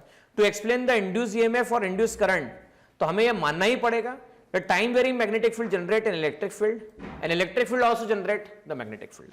तो डेफिनेटली समय के साथ बदलने वाली मैग्नेटिक फील्ड ने इलेक्ट्रिक फील्ड को जनरेट किया होगा। तो ये बात यहां से फैराडे का एक बहुत बड़ा सिग्निफिकेंस ये भी हो जाता है कि इलेक्ट्रिसिटी और मैग्नेटिज्म आपस में कोरिलेटेड हमें नजर आते हैं। देखिए एनर्जी कंसंट्रेशन के बारे में मैं आप लोगों से चर्चा कर चुका हूं, मैंने अभी बताया करंट BLV/R निकलता है, ठीक है, आप देखते जाइएगा बच्चों। हमने बोला फोर्स के बारे में बताया आपको, फोर्स ILB आता है, B²L²V/R आता है। पावर के बारे में बात की, फोर्स इंटू वेलोसिटी, इससे पावर ये निकल जाती है। अभी हमने जो पावर किया वो गई कहां पर, तो ये बात ऐसा कि where does this mechanical energy goes, the answer is it is dissipated in the joules heat, it is given by Pg=I²R, ऐसे निकालते हैं। तो मैकेनिकल एनर्जी जो हमें इससे मूव करवाने के लिए लगी थी आर्म को, वो कन्वर्ट हो गई किसमें, इलेक्ट्रिक एनर्जी के अंदर, इंड्यूस ईएमएफ के अंदर, थर्मल एनर्जी के अंदर। This is an interesting relationship between the charge flow through the current and the change in the magnetic flux. ये काफी इंपॉर्टेंट बात आ जाती है आपके पास में। अब एक रिलेशन ये देखिएगा, हमने अभी सीखा E=dφ/dt आता है, E=IR होता है, E=IR होता है। तो E=IR होता है तो आप क्या कर सकते हैं, E=IR के अंदर I को क्या रिप्लेस कर सकते हैं आप, dQ/dt रिप्लेस कर सकते हैं, dφ/dt रिप्लेस कर सकते हैं। दोनों को इक्वेट जब आप करते हैं तो दोनों को इक्वेट करने में dt और ये dt कैंसिल हो जाता है, ये दोनों तो सेम ही है, dt कैंसिल हो जाता है और आपके पास में जो डिवीजन करने के बाद आंसर बचता है वो ये आंसर बचता है ΔQ = Δφ/r। बेटा ये वो एक्सप्रेशन है जिसकी मदद से नेट में जेडबल मेंस में क्वेश्चन फ्रेम किए जाते हैं कि चार्ज पूछा जाता है आपसे, charge flow through the conductor. तो एक EMF dφ/dt, एक EMF I×R, I को लिखते हैं dQ/dt, तो dQ/dt dt कैंसिल हो जाता है, बचता IR = dφ/dt। तो इससे आप आसानी से निकाल सकते हैं। देखिए बच्चों, हम मोशनल EMF का एक टॉपिक जिसके बारे में बात कर रहे हैं कि जब रॉड रोटेट होती है मैग्नेटिक फील्ड में, ये एनसीईआरटी का एक सॉल्ड एग्जाम्पल है। हालांकि ये सॉल्ड एग्जाम्पल है, फिर भी मैं इसको थ्योरी में क्यों ले रहा हूं, क्योंकि होता ऐसा है बच्चों की थ्योरी में ये क्वेश्चन कई बार फ्रेम किया जा चुका है, पूछा जा चुका है। तो देखिए यहां पर ऐसा होता है, रॉड को जब हम एंगुलर स्पीड ओमेगा से यहां के रिस्पेक्ट में क्या कर रहे हैं, मोशन परफॉर्म करवा रहे हैं। रॉड मतलब क्या हुए, इलेक्ट्रॉन हुए। Conductor contain large number of free electrons. अब अगर मैं इसको ऐसे मोशन परफॉर्म करवाता हूं तो मैंने क्या किया, मुझे ईएमएफ निकालना है, तो मैंने इससे x डिस्टेंस पर dx थिकनेस का एक एलिमेंट कंसीडर कर लिया। अब ये कंडक्टर है, सोचिए x डिस्टेंस पर, यहां से यहां तक का x डिस्टेंस है, dx थिकनेस का एक एलिमेंट है। अब ये एलिमेंट जब घूमेगा तो वेलोसिटी ऐसी होगी इसकी, ये हो गया आपके पास में। अब ये घूमेगा तो वेलोसिटी ऐसी होगी, हम जानते हैं, अभी आपके सामने मैंने बताया था कि ईएमएफ का फॉर्मूला जो E = होता है वो BLV होता है। तो मैं छोटे से के कारण छोटा सा ईएमएफ बोल देता हूं BLV, BL, L के प्लेस पे dx लेंथ और वेलोसिटी V। अब इसमें ईएमएफ की पोलैरिटी अगर निकालनी हो तो पोलैरिटी निकालने का तरीका राइट हैंड पाम रूल। भैया इलेक्ट्रॉन ऊपर जा रहा है, मैग्नेटिक फील्ड अंदर है, अंदर, इलेक्ट्रॉन ऊपर जा रहा है, बराबर है, तो हमें थंब उस डायरेक्शन में लेना है जो नेगेटिव के से ऑपोजिट हो। नेगेटिव ऊपर जा रहा है तो ये पॉजिटिव, नेगेटिव चार्ज ऊपर है पर थंब किस डायरेक्शन में, पॉजिटिव चार्ज के मोशन में। नेगेटिव चार्ज अगर ऊपर है तो पॉजिटिव चार्ज नीचे, थंब नीचे, तो पाम आया इस तरफ आया, मतलब रॉड पर इलेक्ट्रॉन फोर्स इधर लगेंगे तो इलेक्ट्रॉन इधर एक्यूमुलेट हो जाएंगे, इधर पॉजिटिव हो जाएगा। इसका मीनिंग ये हुआ, ये जो बैटरी का सिंबल बताया गया है यहां पर मैग्नेटिक फील्ड में, है ना, वो यहां पर होगा इस तरह से, ये पॉजिटिव होगा, ये नेगेटिव होगा। मतलब अगर ये A है और B है तो पोटेंशियल हायर किसका होगा, A पे पोटेंशियल बड़ा होगा और B पे कम होगा, बराबर है। तो ये हमने डायरेक्शन निकाल ली। एक बार फिर से देखना, फिंगर मैग्नेटिक फील्ड अंदर, charge thumb positive charge, electron negative charge ऊपर, पर हमें चाहिए थंब नीचे क्योंकि वो positive charge. Palm right side, electron पे फोर्स राइट साइड, फील्ड पे राइट साइड, नेगेटिव चार्ज तो पॉजिटिव चार्ज इस तरफ, ये हायर पोटेंशियल, ये लोअर पोटेंशियल। चलिए BLV DE कितना आता है, BX सर्कुलर मोशन जब भी कोई पार्टिकल करता है तो v इक्वल टू क्या लिखा जाता है, v equal to r into omega लिखा जाता है। यहाँ r डिस्टेंस कितनी है, x इंटू ओमेगा है, bx ओमेगा इंटू dx ये आपके पास आ जाता है। मुझे टोटल निकालना है, टोटल निकालने के लिए b omega x dx total integration करते हैं। कहाँ से कहाँ, 0 से लेकर l तक करते हैं, 0 से लेकर आपके पास में ये होता है, टोटल इंटीग्रेशन ये आता है फ्रॉम 0 टू e। bx या b ओमेगा x की पावर 1 का इंटीग्रेशन x स्क्वायर बाय 2 आता है, 0 से लेकर l आएगा, upper limit minus lower limit b omega upon 2 x square 0 से लेकर l। सो ये आ जाता है b omega by 2 l square minus 0। So EMF की वैल्यू आपके पास आ गई, EMF is given as b l square omega by 2, ये ईएमएफ दिया जाता है बच्चों। So we can say this is the EMF. अब हम टॉपिक की बात कर रहे हैं एडी करंट के बारे में। पहले मैं एडी करंट आपको यहाँ पे डिस्कस करूंगा, उसके बाद मैं स्क्रीन पे चल के एडी करंट को समराइज करूंगा। देखिए अभी तक मैंने क्या बताया कि जब भी मैग्नेटिक फ्लक्स चेंज होगा, जब भी क्या चेंज होगा, मैग्नेटिक फ्लक्स चेंज होगा तो ईएमएफ डेवलप होगा, और इंड्यूस ईएमएफ की डायरेक्शन इस तरह से होगी, उस रीजन का अपोज करेगी जिसके कारण ये डेवलप हुई है, बराबर है। तो एडी करंट्स का मतलब क्या होता है, एडी करंट्स कहां जनरेट होते हैं, तो जब मेटल प्लेट की हम बात करते हैं या मेटल कंडक्टर की हम बात करते हैं, कंडक्टर बल्क कंडक्टर्स की हम जब बात कर रहे होते हैं, बल्क कंडक्टर, ये एग्जांपल से समझिएगा ध्यान से। ये मान लीजिए नॉर्थ पोल जब डेवलप किया मैंने आपके सामने, यहां से यहां तक ऐसा, ये नॉर्थ पोल। अब इससे रिलेटेड मैंने साउथ पोल की बात की, यहां से यहां तक, यहां से यहां तक ऐसा, यहां से यहां तक ऐसा, यहां से यहां तक, ये साउथ पोल। तो अब मैंने क्या किया, इसमें किसी एक कॉपर प्लेट को सस्पेंड कर दिया, पेंडुलम की तरह ऐसे घुमा रहा हूं, पेंडुलम समझते ना, हिट किया, ये गया बाबूजी, तो ये घूमेगा इधर, ये जाएगा। अगर मान लो कुछ मैग्नेट नहीं होता तो क्या होता था, ये प्लेट ऐसा घूमता रहता था, प्लेट ऐसा मोशन परफॉर्म करता था ऐसा, बराबर है। लेकिन ऐसा देखा गया कि जब नॉर्थ साउथ के बीच में, तो मैग्नेटिक लाइंस नॉर्थ से साउथ की तरफ होती है। सो भैया लाइंस पास हो रही है मतलब फ्लक्स पास हो रहा है, फ्लक्स पास हो रहा है किससे पास हो रहा है, प्लेट से पास हो रहा है। तो हो क्या रहा है, कभी फ्लक्स कम हो रहा है, कभी बढ़ रहा है, कभी कम हो रहा है, कभी बढ़ रहा है, कभी कम हो रहा है, कभी बढ़ रहा है, मतलब फ्लक्स चेंज हो रहा है। तो मेटल प्लेट से फ्लक्स क्या हो रहा है, चेंज हो रहा है। तो पता है इस कारण से क्या हो गया, फ्लक्स चेंज होने से एडी करंट या करंट डेवलप होगा। क्यों सर, ऐसा क्यों, जब भी मेटल फ्लक्स चेंज होगा, फ्लक्स चेंज होगा तो ईएमएफ डेवलप होगा, और ईएमएफ का नेचर कैसा होगा, ये उस रीजन का अपोज करेगा जिससे डेवलप हुआ। भैया करंट हुआ क्यों, मोशन करने से, करंट हुआ क्यों, मोशन करने से, तो रोकेगा मोशन को, और क्या करेगा, अपोजिशन करेगा, रोकेगा, और रोकेगा मतलब क्या, स्टॉप करेगा, मतलब ऑसिलेशन पहले जो हो रहे थे उस रेट से रोकने का काम करेगा। तो ऑसिलेशन का नेचर डैंपिंग हो जाएगा, और थोड़े समय बाद ये रुक जाएगा, रेस्ट पर आ जाएगा। इसे कहते हैं कौन से करंट। अब देखो इसको ऐसा भी समझ सकते हैं, मान लो आपने मेटल प्लेट रखी, क्रॉस मैग्नेटिक फील्ड आपके पास में, मान लो ऐसी मैग्नेटिक फील्ड है या ऐसा करंट है जो टाइम पे डिपेंडेंट करंट है। भाई करंट बढ़ता है, मान लो मैग्नेटिक फील्ड बढ़ा, मैग्नेटिक फील्ड बढ़ा, समझ लो। अब आपने रख रखा था इसको मैग्नेटिक फील्ड में ऑलरेडी, अब मैग्नेटिक फील्ड आपने और बढ़ा दिया करंट टाइम डिपेंडेंसी से। अब मैग्नेटिक फील्ड बढ़ाया तो मुझे बताइए कंडक्टर है, क्या है बेटा, कंडक्टर है। अगर अंदर पहले से मैग्नेटिक फील्ड मौजूद है, अंदर मौजूद है, आपने और बढ़ा दिया, मतलब आपने स्ट्रांग कर दिया, और अब करंट इंड्यूस ईएमएफ डेवलप होगा, क्योंकि भाई मैग्नेटिक फील्ड बढ़ाया तो फ्लक्स चेंज हुआ, फ्लक्स चेंज हुआ तो इंड्यूस ईएमएफ डेवलप होगा, और ये इंड्यूस ईएमएफ क्या डेवलप करेगा, करंट डेवलप करेगा। और इस करंट की डायरेक्शन कैसी होगी, ये जनरेशन का अपोज करेगी। जनरेट किसने किया, फील्ड के बढ़ने ने। फील्ड बढ़ा कहां, अंदर, तो कम कैसे होगा, अगर अंदर बढ़ रहा है तो कम तभी होगा जब बाहर फील्ड आ जाए, और बाहर फील्ड आ जाए, बाहर फील्ड आ जाए तो आपको पता है एंटी क्लॉकवाइज डायरेक्शन में जब करंट होता है तभी फील्ड बाहर आता है। तो ये तो कॉइल होती थी तो एंटी क्लॉकवाइज, अब ये मेटल प्लेट है तो छोटे छोटे इनफाइनाइट पार्टिकल्स इस तरह के करंट डेवलप करेंगे। अब जब ये इस तरह के करंट डेवलप करेंगे बच्चों, और पता क्या होगा, rate of flow of charge is called what, current. अब ये जो करंट है ये पानी के अंदर एडिस जो होती है, एडिस लाइक स्ट्रक्चर डेवलप करते हैं, इस करंट से इन्हें एडिस करंट कहा जाता है। इन्हें कौन सा करंट कहा जाता है? एडिस करंट कहा जाता है। अब करंट डेवलप हुआ, H = I² RT, heat develop होगा, हीट डेवलप होगा, लॉस होगा, लॉस होगा, हम कभी लॉस नहीं चाहते हैं, हम हमेशा फायदा चाहते हैं, हमारा बेनिफिट चाहते हैं, लॉस चाहते ही नहीं। तो भैया हम चाहते हैं कि ये लॉस कम हो जाए, एडी करंट का लॉस, तो क्या करेंगे? एडी करंट का लॉस अगर कम हो जाए तो हम क्या करेंगे?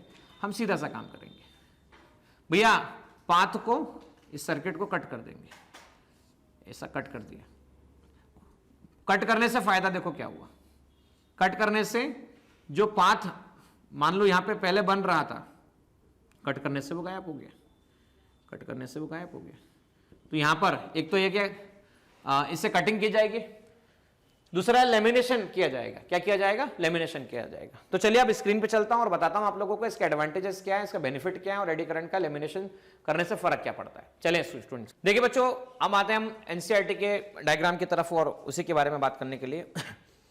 यहां पे हमने क्या किया, एक सस्पेंड किया, कौन सी प्लेट? Copper plate. पहले इस प्लेट की एंट्री आपके सामने ऐसी हुई, फिर ये प्लेट बाहर गई। अब होता है ऐसे, eddy currents are generated in the copper plate while entering in the leaving the region in the magnetic field. देखिए क्या बोला गया, the flux change induces eddy current in the magnetic plate, जो कि मैंने आपसे कहा था कि फ्लक्स चेंज होगा तो ईएमएफ डेवलप होगा। Direction of eddy currents are opposite when the plate swings into the region between the poles and swing outs the region. The pendulum plate with the holes और slot reduces the electromagnetic damping, और इससे काफी कुछ freely इसका motion हो सकता है। Actuality में ये बात थोड़ी सी आगे बताने की है, जो कि यहां पे बता दी गई है, फिर भी मैं ठीक है डिस्कस कर लेता हूं आप लोगों से। मैंने अभी कहा कि करंट डेवलप हुआ, करंट की डायरेक्शन के कारण हीट डेवलप हुआ। अब क्या हुआ, हम ये चाहते थे कि अगर ये जो स्विंगिंग हो रही है इसमें करंट डेवलप ज्यादा होगा तो क्या होगा, लॉसेस ज्यादा होंगे, और लॉसेस ज्यादा होंगे तो हम ये चाहेंगे कि लॉसेस कम हो जाए, क्योंकि अगर ऐसे लॉसेस ज्यादा हुए तो ऐसे केसेस में होना क्या है, होना ऐसा है कि जो एडी करंट्स ट्रांसफार्मर में डेवलप होगी, इलेक्ट्रिक मोटर्स में डेवलप होगी, अदर डिवाइस में होगी, तो वहां लॉसेस ज्यादा होंगे और हमें इफिशिएंसी कम मिलने वाली है।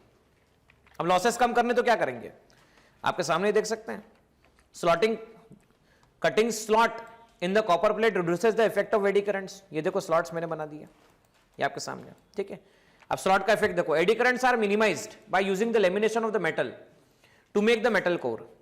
The laminations are separated by insulating material like lacquer। मतलब हम क्या करते हैं, प्लेट जो रहती है उस पर लेमिनेशन, और लेमिनेशन के ऊपर फिर लेमिनेशन, और वो जो सेपरेशन आता है वो सेपरेशन इस मटेरियल से किया जाता है। देखिए, the plane of lamination must be arrange parallel to the magnetic field so that they cut across the eddy current path. Since the dissipation in the electrical energy into the heat depends on the square of strength of the current, the heat losses is substantially reduced। अब जब path ही reduce कर दिया, path ही cut कर दिया, तो losses तो कम हो ही जाएंगे। इसका एप्लीकेशन देखें, magnetic braking in the trains, इसके अंदर इसका एप्लीकेशन किया जाता है, इसे आप जरूर ध्यान से पढ़ें। साथ साथ आप पढ़ें कि इलेक्ट्रोमैग्नेटिक डैम्पिंग, इसमें भी इसका यूज किया जाता है, ठीक है। गैल्वेनोमीटर के अंदर जो नॉन मैग्नेटिक मटेरियल होता है वो कॉइल ऑसिलेट करती रहती है और वहां में एडी करंट जनरेट होता है, जिसके कारण डैम्पिंग होती है और वो रुक जाता है। हालांकि इससे कुछ ज्यादा क्वेश्चन फ्रेम नहीं होते, लेकिन आप इसे जरूर पढ़ें।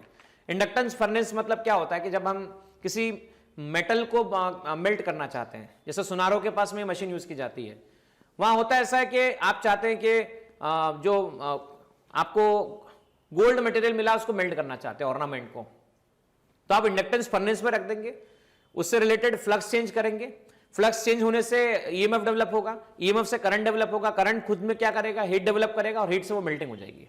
तो क्या कैसे कहते हैं, inductance furnace can be used to produce the high temperature and can be utilized to prepare the alloys. By melting the constituent metals, a high frequency alternating current is passed through the coil. High alternating current pass किया जाता है which surround by the metal to be melted. जिसको melt करना है वो surrounded रहता है।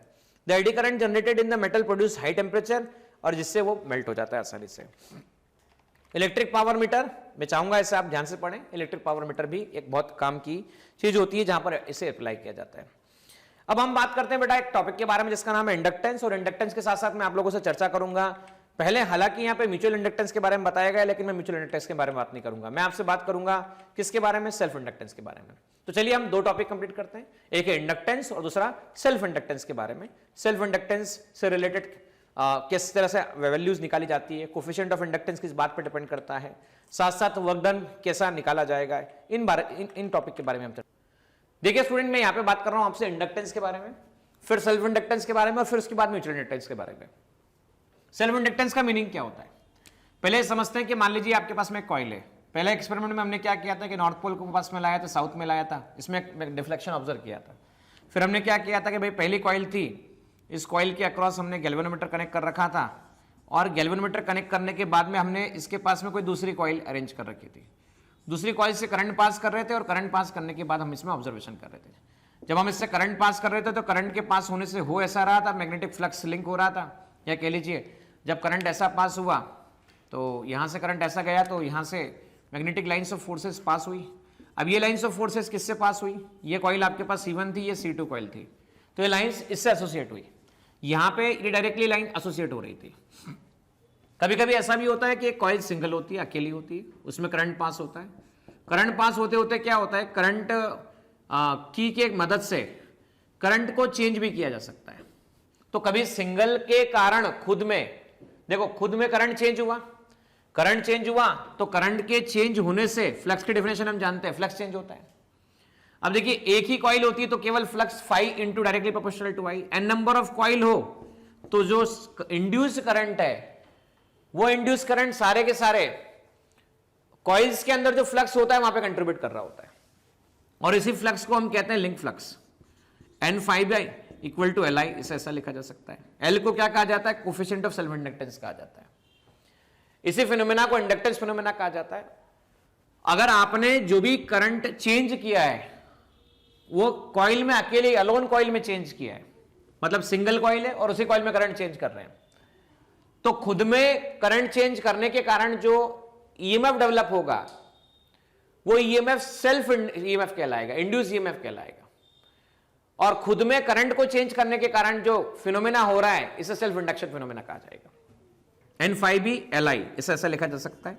Flux को लिखते हैं B into A, that is can be written Li, और हम ये बात जानते हैं NB Li, तो यहां से L देख सकते हैं आप, L क्या कहलाता है, तो L कहलाता है NBA अपॉन I। ये डिपेंड करता है कोफिशिएंट ऑफ सेल्फ इंडक्टेंस, देखिए किन बातों पे डिपेंड करता है, नंबर ऑफ टर्न्स पे करता है, मैग्नेटिक फील्ड पे करता है, एरिया पे करता है। बच्चों एक बात और नोटिस करना है यहाँ पर, मैग्नेटिक इंडक्टेंस के हिसाब से हम जब बात कर रहे हैं तो फाई इक्वल टू Li लिख रहे हैं हम लोग यहाँ पर, ठीक है। N नंबर ऑफ टर्न्स है तो N phi equal to Li लिख रहे हैं। Rate of change of flux N phi, that is d by dt, इसे लिखा जा सकता है Li। So N d phi by dt, ठीक है ना स्टूडेंट्स, तो L di by dt। So induce EMF अगर निकाला जाता है तो कई बार इंड्यूस ईएमएफ को ऐसे भी बताया जाता है, क्या कि flux directly proportional to I है, flux directly proportional to I है, फाई इक्वल टू Li है। So EMF, induce EMF minus d phi by dt, so EMF can be written differentiation Li, so E can be written minus L di by dt, इसे ऐसा लिखा जा सकता है। L क्या कहलाता है, कोफिशिएंट ऑफ सेल्फ इंडक्टेंस कहलाता है, कोफिशिएंट ऑफ सेल्फ इंडक्टेंस कहलाता है। अब कोफिशिएंट ऑफ सेल्फ इंडक्टेंस जब L कहला रहा है तो L के लिए E that is equal to minus L di by dt में L क्या निकाला जा सकता है, तो E upon di by dt। So L की यूनिट क्या हो गई, वोल्ट एम्पियर पर सेकंड। इसकी यूनिट को लिखा जा सकता है वोल्ट सेकंड पर एम्पियर, इसे ऐसा भी लिखा जा सकता है। इसकी यूनिट हेनरी भी कहलाती है, henry, this is called henry. इसकी अदर यूनिट है मिली हेनरी और अदर यूनिट है micro henry, milli henry and micro henry. हम बात करें इसके डायमेंशन फॉर्मूला के बारे में तो E divide by di by dt इसे लिखा जा सकता है। सो आप देखिए यहां पर बात क्या आती है, coefficient of inductance L, EW by Q आपके पास अवेलेबल है, ठीक है, di बाय dt। आप देखिए वर्क डन का फॉर्मूला क्या होता है, डायमेंशन फॉर्मूला, सो W होता है m1 L2 t minus 2, charge के लिए यूज करते हैं आप AT, इसके बाद dt के लिए यूज करेंगे आप t की पावर 1 और di के लिए आप यूज करेंगे i की पावर 1। इसे कई बार a भी लिखा जा सकता है, you can write down a। L t से t कैंसिल हो गया तो आपके पास आता है m1 L2 t माइनस 2 और a माइनस 2, तो ये कहलाता है dimension formula of coefficient of self inductance. अब देखिए हम बात करते हैं coefficient of inductance due to solenoid, coefficient of inductance due to solenoid.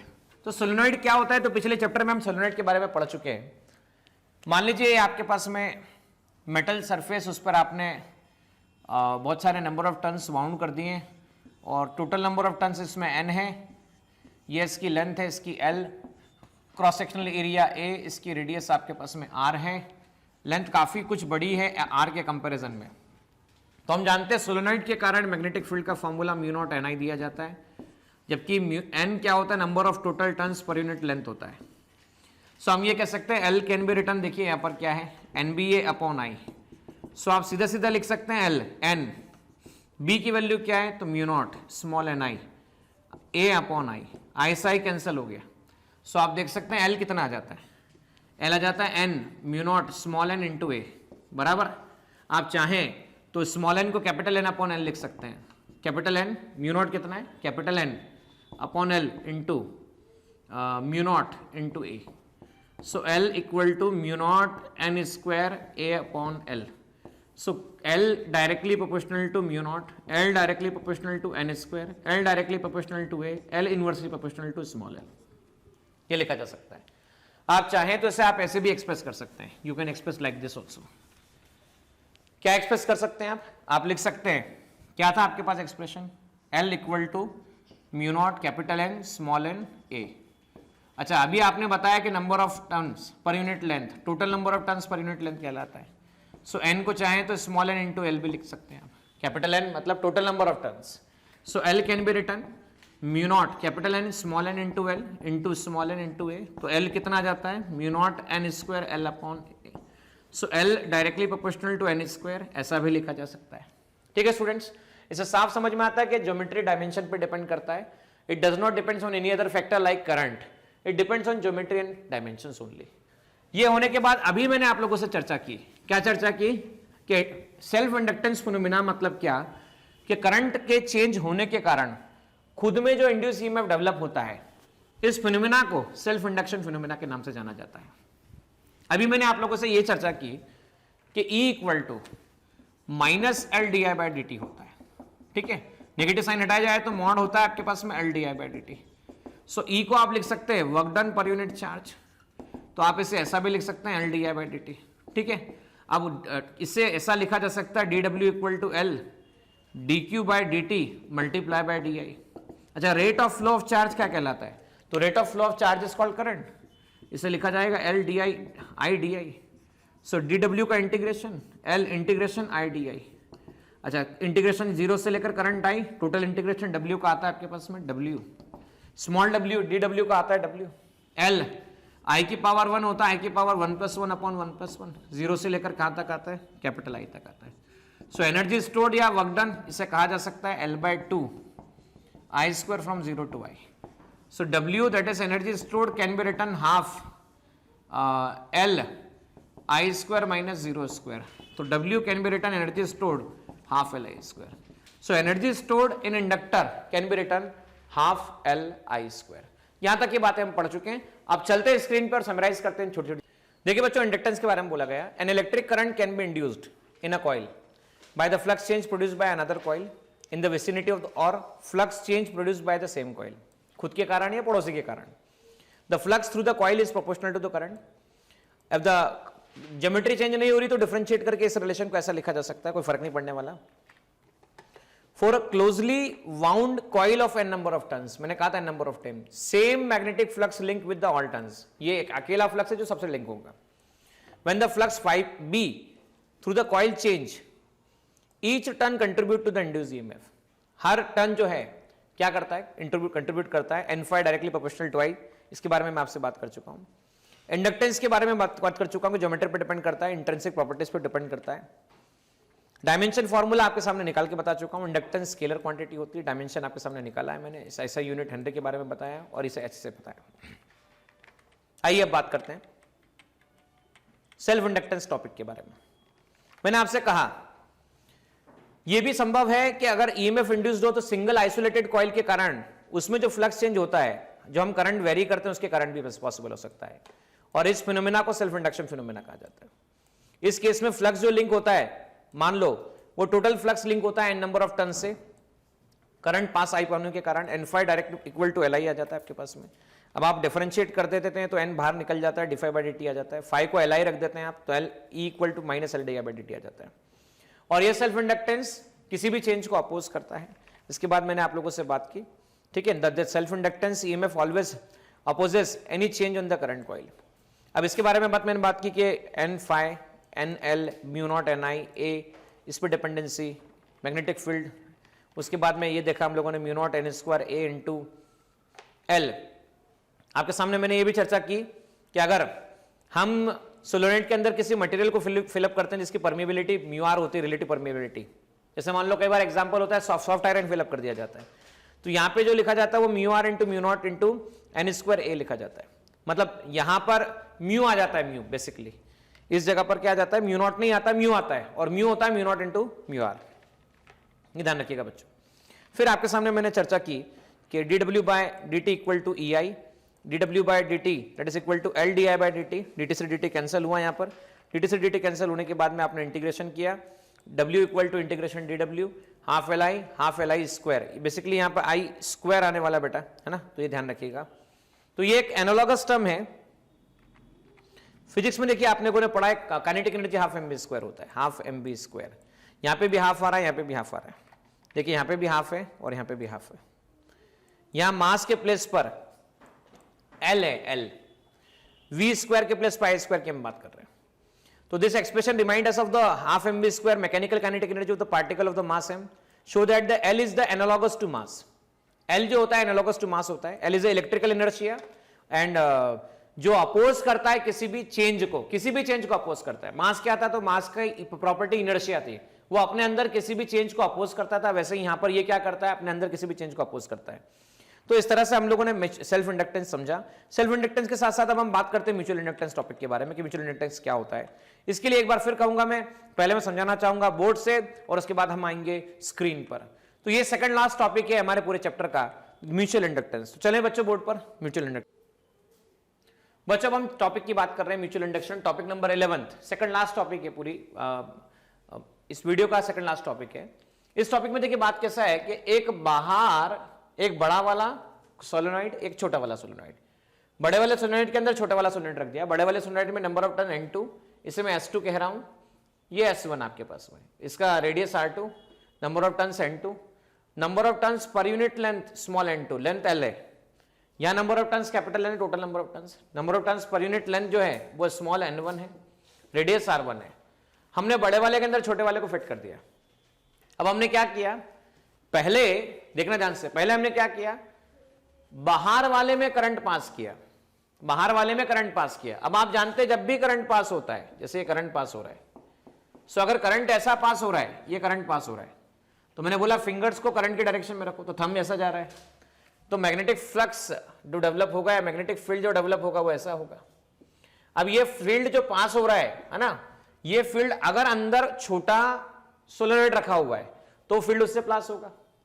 मतलब करंट ऐसा हुआ, करंट के करंट थंब ऐसा गया, थंब ऐसा गया, फील्ड ऐसा गया, फील्ड इससे पास हो रहा है। तो हुआ ऐसा, when a current I2 is set up through the S2, it's set up flux in S1। ये S1 में आपके सामने फ्लक्स स्टेब्लिश करता है। भैया S1 वो जो फ्लक्स जाता है वो टोटल नंबर ऑफ टर्न्स में चला जाता है, बराबर है, और वो I2 करंट के डायरेक्टली प्रोपोर्शनल होता है, that is the directly proportional to I2 current, बराबर बच्चों। सो हम इसे सर चाहें तो लिख सकते हैं कि N1 फ्लक्स ∅1 से जो पास हो रहा है वो लिखा जाएगा M12 इंटू I2। देखिए यहाँ पे M12 क्या होता है, M12 होता है mutual inductance of solenoid S1 with respect to S2। अब हम बात करते हैं फ्लक्स ∅1 की, तो flux ∅1 B1 B into A। अच्छा, फ्लक्स ∅1 किससे एसोसिएटेड, एरिया A1, और मैग्नेटिक फील्ड प्रोड्यूस किसने की, तो I2 करंट ने की। मैग्नेटिक फील्ड प्रोड्यूस किसने की आपके सामने, तो I2 करंट ने एस्टेब्लिश की मैग्नेटिक फील्ड। मतलब हमने I2 करंट सेटअप किया तो मैग्नेटिक फील्ड आया। तो म्यू नॉट कौन सी नंबर ऑफ कॉइल्स के कारण फील्ड डेवलप हुआ, तो करंट यहां से पास हो रहा है बाहर वाले से, तो number of turns N2 into I2, area कितना है पाई, किससे एसोसिएट हुआ, छोटे वाले एरिया से एसोसिएट हुआ, तो हम इसे पाई R1 स्क्वायर कह सकते हैं। तो मैं कह सकता हूं N1 ∅1 that is equal to M12 I2। अच्छा, टोटल नंबर ऑफ टर्न्स हम जानते हैं N1 capital N1 equal to कितना होगा, N1 अपॉन L होगा। तो आप चाहें तो N1 को N1 इंटू स्मॉल एल भी लिख सकते हैं, N2 को आप लिख सकते हैं N2 अपॉन L, तो चाहे तो N2 को आप लिख सकते हैं N2 इंटू स्मॉल एल, ऐसा भी लिखा जा सकता है। यहाँ N1 है तो मैं N1 को क्या लिख देता हूँ, let us N1 equal to small n1 into L flux φ1 क्या लिख दिया, mu not N2 I2 into pi into R1 square that is equal to M12 I2। So ये आ गया N1 N2 mu naught N1 N2, I2 से I2 cancel, mu not N1 N2 L pi R square pi R1 square L equal to M12 आता है आपके पास में। ठीक है बच्चों, तो देख लीजिए वापस से M12 क्या निकला मैंने आपके सामने। मैं यहां पर M12 को लिख देता हूं टॉप पर ताकि आप को मैं कंपेयर करके बता सकूं। M12 आ गया mu not N1 N2 pi R1 square L, ये आ चुका आपके पास में M12। अब हमने क्या किया बेटा, अब हमने उल्टा किया, करंट I1 सेटअप किया S1 के अंदर और फ्लक्स सेटअप किस में हुआ, I2 के अंदर। यहां N1 के प्लेस पे N2 φ2 और ये I1, N2 φ2 I1। अब N2 φ2 I1 किया तो देखो फर्क क्या पड़ा, इसे ओपन करके लिखा N2 φ2 M21 I1, मतलब coefficient of mutual inductance of second coil with respect to S1 first coil, coefficient of mutual inductance of second coil with respect to first coil. अब जैसे ये लिखा N2 को क्या लिखा जा सकता है, N2 can be written small N2 φ2 M21 आपके पास में I1। ठीक है ना, तो हमने क्या किया, पास किससे किया, फर्स्ट से किया, फ्लक्स लिंक किससे हुआ, सेकंड से लिंक हुआ। वापस चेक कर लो भाई, करंट किससे पास हुआ हमारा, हमने करंट पास किया, पहले किया था बाहर S1 देखिएगा S2 से पास किया था, तो फ्लक्स लिंक किससे हुआ था, S1 से लिंक हुआ था। इस बार हम करंट किससे पास कर रहे हैं, हम S1 से पास कर रहे हैं। करंट किससे पास कर रहे हैं, S1 से पास कर रहे हैं, करंट S1 से पास किया। फ्लक्स लिंक किससे हो रहा है, S2 से हो रहा है, फ्लक्स लिंक किससे हो रहा है, S2 से हो रहा है, बराबर है। तो यहां पर N2 equal to φ2 equal to M21 I1 लिखा जा सकता है। देखिए बच्चों हुआ क्या, करंट I1 जो पास हुआ S1 से पास हुआ, तो भैया करंट I1 पास हुआ तो फ्लक्स से डेवलप किस में हुआ होगा, तो S1 में हुआ होगा।